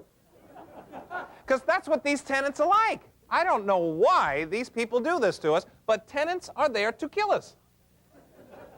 Now, I'm just telling you, when the toilet breaks, and I own the mortgage on a rental piece of real estate, okay? It's a rental piece of real estate. And the toilet breaks. And somebody, for example, for some reason calls me and says, excuse me, my toilet's broken. I'll say, listen, call this number, Rhoda Ruda. Don't call me. You know why? I'm not the plumber. I don't own the property. Why should you be calling me? What do I own? The lien on the real estate. Now, please understand what I'm trying to say. It's not so much that you should not get involved in property. It's the best thing to do with a piece of real estate when you get it back is sell it. Sell it right away. Now that you sell it, what do you get? You get your money. Now that you got cash, what can you do? Reinvest it. What are you going to reinvest it in? More paper. Come on. It's the best investment we can get. I am telling you that this program is foolproof. The reason why it's foolproof is because you've got cash, you've got reinvestment vehicle, and you've got property coming in if you choose to do delinquent paper. Now you've got all of that working for you at once. That's a lot of power. Now you're going to say, but John, all these payments are going to be coming in, and I'm going to spend that money. I'll have nothing left. This is the last thing I want you to remember about how to make this program work for yourself. It's very simple. Every payment that comes in, every check that's going to be coming into you from these mortgage payments has a certain amount that's going to be principal and a certain amount that's going to be interest. Okay? Certain amount interest, certain amount principal. Here's what you do. It's very powerful and it's very simple. You spend the interest, reinvest the principal. That's all you have to do. You will not have a financial problem for the rest of your life if you spend the interest, reinvest the principal. Very simple. Why? Because now you have spendable money in terms of interest. You have investment money in terms of principal. You can't miss. You've got them both covered. So you've got money constantly compounding in the principal, and you have investment money that's constantly going out in terms of interest. You've got an entire program that gives you reinvestment money and spendable money for the rest of your life. You can't possibly miss. Folks, I want to tell you something. We've had a lot of fun in this period of time that we've been together here. I hope we have. At least I did. This is fun. Now, the reason why I love to speak on the second day is because you've already been through a first day. A lot of you have been here yesterday. You heard some things. You've gotten a chance to say, yeah, you know, I can consider some things about what's happening here. Now you're ready for me. Now, I don't say that in a bad, no. I don't mean that in a bravura sense. I mean that in a sense of you are now ready to understand what paper means in terms of any other investment. There is no challenge. This is a one-man race. The only reason why is because paper is there to do whatever it is you want it to do. You can get cash, you can get the reinvestment, you can get the property. Any way you want to work it, just so long as you pick your direction. Can you work all three? Of course you can. But the one thing you need, the difference between today and tomorrow morning, you making money, is the difference of having us work with you, having the ability to put the whole program together. The reason why I'm here, giving up a Saturday morning, being up here, is because I want you to understand there is an opportunity for you to make money. I'd like for you to capitalize on that opportunity. I would like for you to take advantage today. Don't procrastinate anymore. Today's the day to change this and make this work. There's a lot of paper out there just waiting for you to get in contact with them so they know who you are. It's time to get started now. So what I'd like to do is go through these materials I have available for you today and make sure that they get in your hands. I want you to take them. I want you to use them. I want you to go home tonight, open them up, and start to study them and change your life. That's what I'd like for you to do. So let's go through this right now, because I've got a 2-volume home study course called Profits Through Paper and Paper Dynamics, and how you can get started in this and how you can make money being able to put this all together and be able to make this program work. Let's talk about the first volume. The first volume is called Profits Through Paper. Now, this is 8 one-hour cassettes in a workbook that detail step by step by step exactly how to get into paper. Now, what do I mean by getting into paper? How to find the paper, how to fund the paper, how to do all the legal documentation, how to understand the time value of money. See, a lot of you right now are saying, you know, do you need an advanced financial degree? It sounds pretty complicated. I didn't understand what you were saying during this talk. That's fine. What these materials are supposed to do is cover that for you step by step. In other words, the cassettes enhance the information that's in this workbook. So if I'm not going to understand my point of view, if I can't get you to understand this, you're not going to do it. If you don't do it, I don't buy any paper, you don't make any money. There's no sense in this. I've got to be able to get you to do this. So in other words, this goes through it step by step by step so that you can understand how to make this work. And this is the volume that you're going to start with tomorrow morning, Profits Through Paper. This is the volume that gets you off and running in making cash. There are 6 techniques in here on how to buy property using mortgage techniques, which means you get in at a discount. This allows you to make a tremendous amount of money when you understand exactly how to put this whole thing together. So this is the second volume, Paper Dynamics. Now, I also have a delinquent paper workbook. This workbook, as I said, was intended to teach me, when I was doing delinquent paper, exactly how to make delinquent paper work. That's what this was supposed to do for me, because I got together with an attorney, we wrote this together, and we did some delinquent deals. What this is supposed to do for you is the exact same thing. How to work a delinquent paper deal, how to find the delinquent deal, what to do with it. This delinquent paper workbook is an advanced stage of paper. You'd want to go through those materials first before you get to delinquent paper.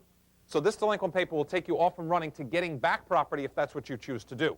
So totally what we have here is 3 volumes with 16 one-hour cassettes. There's a lot of information, but there's a lot of information you need to know. I've also got what's called a hotline service. Now, you need to pay attention to what this is. This is very, very important for your success. Each one of you that are purchasing are going to be filling out one of these forms, all right? Now, I want you to fill out this form during this break, because we're going to do this right now. During this break, you're going to do this step by step, but you're going to fill this out nice and slowly so that I get your full address. The reason why is this entitles you to the hotline service. I am going to take 1 copy of this with me, all right? This puts you on our computer system. I'm going to do this during this break because after that I'm heading out to the airport and I'm flying out.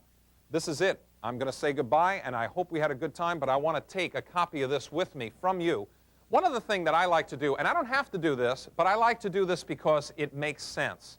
This is something that you will see that's very powerful. I've been telling you over and over again, do not worry about money in the paper business. I've mentioned this 5 times during my talk here. Don't worry about money. This is me sort of backing that statement up, putting my money where my mouth is, because I want you to understand what I mean by that. I don't want you to worry about money, so here's what I'm going to do. Each and every one of you that purchase right now will be getting one of these, which is called a rebate. All right? It's a tuition reimbursement. It's money back to you for just using the program. That's all it is. Money back to you just for using the program. Here's what it is.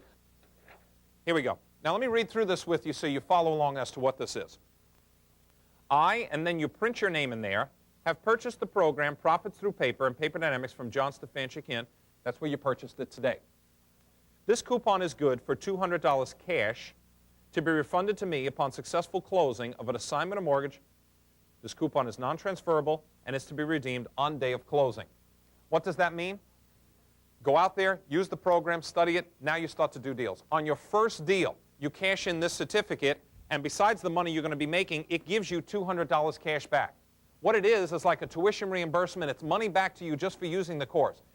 Pricing on these materials, so we go through this so you understand what this is. 2-volume home study course is $695.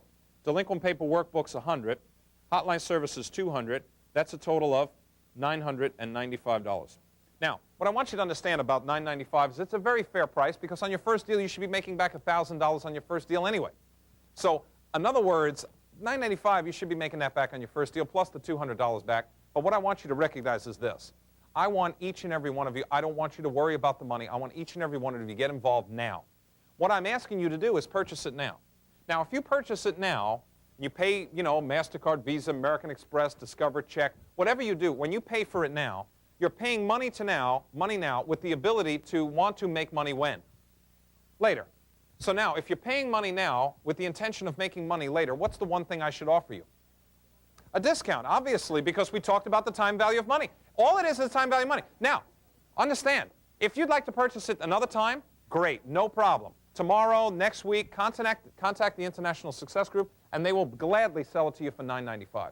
But what I'm saying to you is if you're willing to purchase now, money now versus money later, what I'd like to do is throw in the delinquent paper workbook for free, sign you up on the hotline service for free, which means that I can mark this price down to a total of $695. What that means is you pay $695. You pay that today.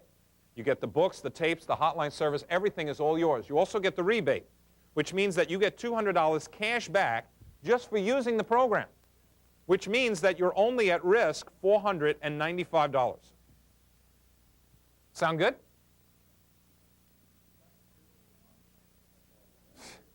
Wait. I want you to understand something. Just last but not least, I just want you to understand something. I want as many of you involved in this as possible. Again, I don't want money to be a problem. I just want to ask you one final question before we finish, and I'll take any questions you have in the back. Let me ask you this. How many of you right now would love to get involved in paper, by a show of hands, would love to get involved in paper, would love to do this, but maybe aren't in a position to pay $695? Let me see a show of hands. Gee, quite a few of you. Let me see those hands again just one more time. There's more hands now. This is kind of interesting. Could I just ask you, if you're serious about this, because I want to see who I'm doing business with, can you stand up? I'm serious. Stand up. There's a reason why I'm asking you to stand. Stand up. Now, if you're not interested, fine, that's okay. But if you're interested, please stand. Let me tell you why. I want to do something special right now. During this break, for those of you standing, I want to do this. I'm going to do two things, so please pay attention to this. I'm going to do two things for those of you standing right now. We will do two things. Number one, I will not do $695 for everything. I will do $595 for everything that I just talked about, but I'll do one additional thing. If you're willing to commit to me, I'm willing to commit to you. When you follow me to the back, make sure you have a pen handy, okay? When you get your rebate certificate that I'll give you in the back, you cross out the $200 that's there, and in your own pen, you write in $600. Allow me to initial the certificate. That's all I need to do is initial the change. What am I basically saying to you? You pay $595 now, I'll give you $600 cash back on your first deal. How much did the cost you? Folks, all you have to do is use it. Thank you very much. You've been a nice audience. I'll see you all in the back. Thanks a lot. Welcome back. I hope you really enjoyed that seminar presentation as much as I enjoyed giving it. You know, after the years I've traveled around the country and met so many people that wanted to make money and have helped so many people make money, I've realized I've really enjoyed those seminar presentations. I had a lot of fun with them. The people got a lot out of it. But more importantly, there were many, many businesses that were built out of those seminars. People that sat there, maybe just like you, and didn't know anything about this and said, wow, I think I can do that. Got the materials, got started, and really started to build a business. And that's what this is all about, is building a business. But lots of things have changed since that seminar. Changed for the better, I think, for you. Some things have changed, I think, that will enhance your ability to do this. So let me go through some of those changes right now. First of all, the course that I was referring to, that I was demonstrating up there, is a course that I was very proud of and worked with for many, many years. But I've changed that course. I've updated that course. And what I've done is I've made that course a lot simpler and easier for you to use. The course is now called The 7 Steps to Paper Wealth. There are only 7 steps, 7 reproducible steps that I can go through with you as to how to do a paper deal. A lot of what I went through on that video absolutely applies to you. It all applies to exactly what you want to do. But what I've done is taken that and given it the exact number of steps you need to do so that you can reproduce it again and again and again. Now, the 7 Steps to Paper Wealth is 16 audio cassettes that I've recorded with jam-packed with information exactly what to do and how to do it. Also, it's got the workbooks that follow along that work independently as well for you to understand the documents and the calculations and everything, step by step. So when you start with the course, Volume 1 goes through steps 1, 2, and 3, and Volume 2 goes through steps 4, 5, 6, and 7. You will have in front of you exactly what you need so you can understand how to put this all together. Now, I've been getting raves from my students about this because people that even had that course that you saw on the video have purchased this course because they said this makes it even easier and more understandable. And there's a lot you need to know about this. I'm not trying to scare you with the fact that there's a lot of information, but there is some things that you do need to know so that you can do this very effectively and make a lot of money with this, which is the most important thing. Now, I've also produced some other things that are updates to that as well. As a matter of fact, I've got a computer program which takes you through everything, step by step. And as a matter of fact, the computer program is a Windows-based program that follows along exactly with the 7 steps to paper wealth. It'll take you through the 7 steps with a computer. Now, if you don't have a computer and you can't, work a computer and you don't want to get it, that's okay. It's optional. But what it'll do is it'll take all the scare out of everything in terms of calculations, numbers, documentation, everything. It does it. It does it for you, and it does it in a snap. It really does what the computers are supposed to do and help us enhance what we want to do through business. So if you'd like to get that, I have that available as well. It's something that'll really enhance your ability to make this work. Last but not least, I've got something that was born out of my students saying to me, we need more guidance, we need more help. Now let me give you a little bit of a perspective on what this is. It's a personal coaching, mentoring system. It's a system that's sort of devised around you wanting to do more with this paper program, wanting to learn more, and wanting to have someone work with you. As a matter of fact, if you'll think about it like a personal trainer, any one of you watching this video knows you can go down and join a gym and work out and become very physically fit. But a lot of you like to hire a personal trainer. People hire personal trainers to help them. That personal trainer doesn't lift the weights for them. The personal trainer doesn't do the running for them or the dieting for them. What the personal trainer does is facilitate you in doing it. So you get the benefits of it. You become physically fit. Well, why not hire a personal trainer for your business to make your business physically fit, so to speak, financially fit, fiscally fit? In other words, why not work with me and my office? And I did say me. You will be working with me and my office. And you will be plugging into a system that will allow you to have personal guidance so that you will understand exactly what you're doing and you won't fall off the track. Someone to help you, someone to say, come on, let's go. Someone for motivation, someone for inspiration, but someone for answers to those critical questions about how to do the deals, what to do, all of that. I've realized this is a very important part of making the whole system work. So I'm giving you a chance to plug into that if you'd like as well. You know, when I first started 14 years ago, I never thought there was this much to it. I thought it was fairly simple, but there is a lot to it. Not, again, not to scare you, but to make sure you're aware of the fact that with a lot to do, with a lot to accomplish, with a lot of money to make, I'm talking millions, why not understand as much as you can as soon as you can? And having someone to work with you over 1 year, it's a whole 1-year program. That's not to say it'll take you a year to make money. It's to say if you want to make money very soon, you need to jump on this right now. If you'd like to make money over a longer period of time, stay with the program, work with it. We have monthly conference calls. We have meetings around the country. We have a website that you can go to with a password so you can get through and understand some things that I'm posting on an almost daily basis. I mean, there's so much information that I'm trying to get out to you to help you do it. And you're going to say, why? Why are you doing all that? Because I get something out of it as well. Remember, when you find those deals and you call my office is going to benefit by buying those deals. You're going to benefit by selling us or facilitating us in buying those deals and making that cash differential as I went through on the tape. So there's a lot that we can do. As a matter of fact, what I'm very proud of is the fact that over the years, so many of my students have built businesses out of this. So many of my students have become competitors of mine. That's a true compliment of the fact that this system works. So many people are making so much money, it's time for you to do the same. So what I'd like for you to do is call the 800 number that's on your screen. Pick up the phone, dial the number now. Don't procrastinate. Say, I'd like to do this now. Pick up the phone, dial the number, and say, yes, give me some information about that. Talk to one of my representatives at my office. Let them explain to you what all of this means, what the computer program is about, what the 7 steps does, how it works, how you can make money back for buying the course on your first deal, and what's called a rebate. Get involved in my personal training and mentoring system where you can work with me in my office one-on-one. Do all this, plug in as much as you want, but definitely plug in. The system's there for you to utilize. The system's there for you to take advantage of. Call the number that's on your screen, get some information, get started now, and I'll see you on the road to success. Do not lose that rebate. It's money back to you. Please fill out that form clearly and legibly. Oh yeah, it's rebate. Hey, Eric, you got order forms over there, buddy? Okay, over. Folks, I need to do this right now. Order forms are there? Okay, there's one right there. Not difficult at all, as long as you know how to do it. That's the key. So, in terms of financial, do you need a financial background to do this? You don't need a financial background. What you need is a human relations background to be able to relate to people and to understand how to solve problems. Fantastic opportunity to meet people and do good in the community as well. I have over 200 mortgages now. And that represents? A couple $1 million. Wow. So, but now, I didn't have any of my own money to invest when I started, so I went to the bank and borrowed the bank's money.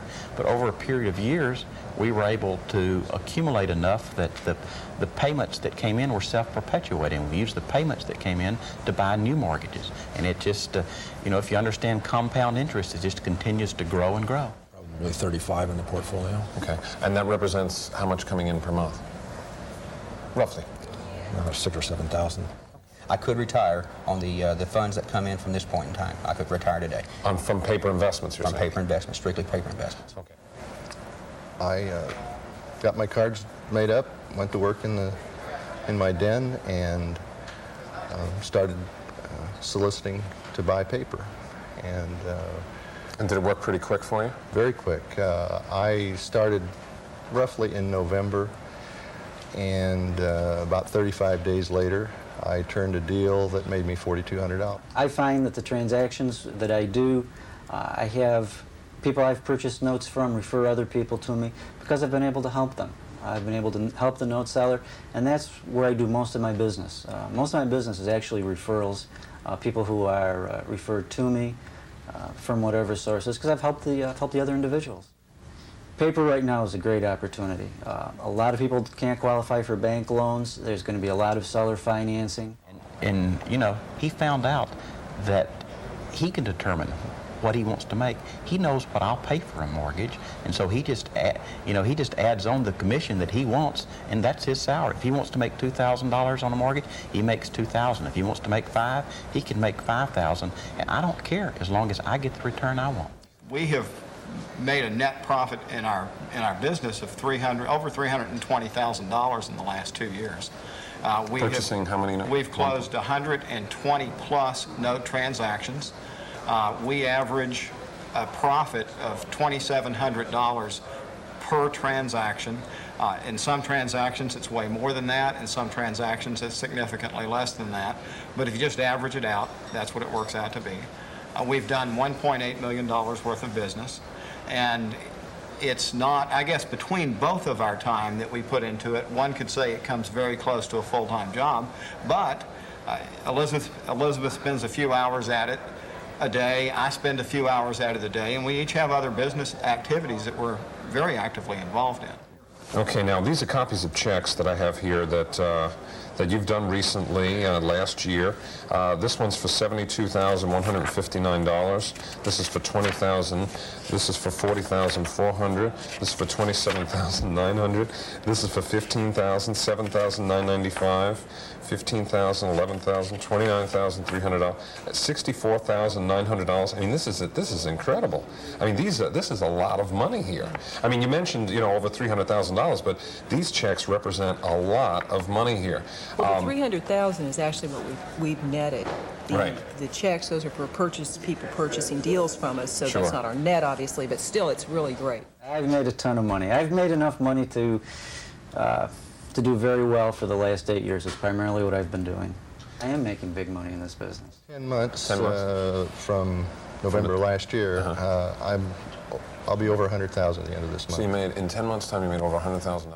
Over 100,000 by the end of this month. So that'll represent how long since you... About 10 months. So in about 10 months' time, you made over $100,000. That's right.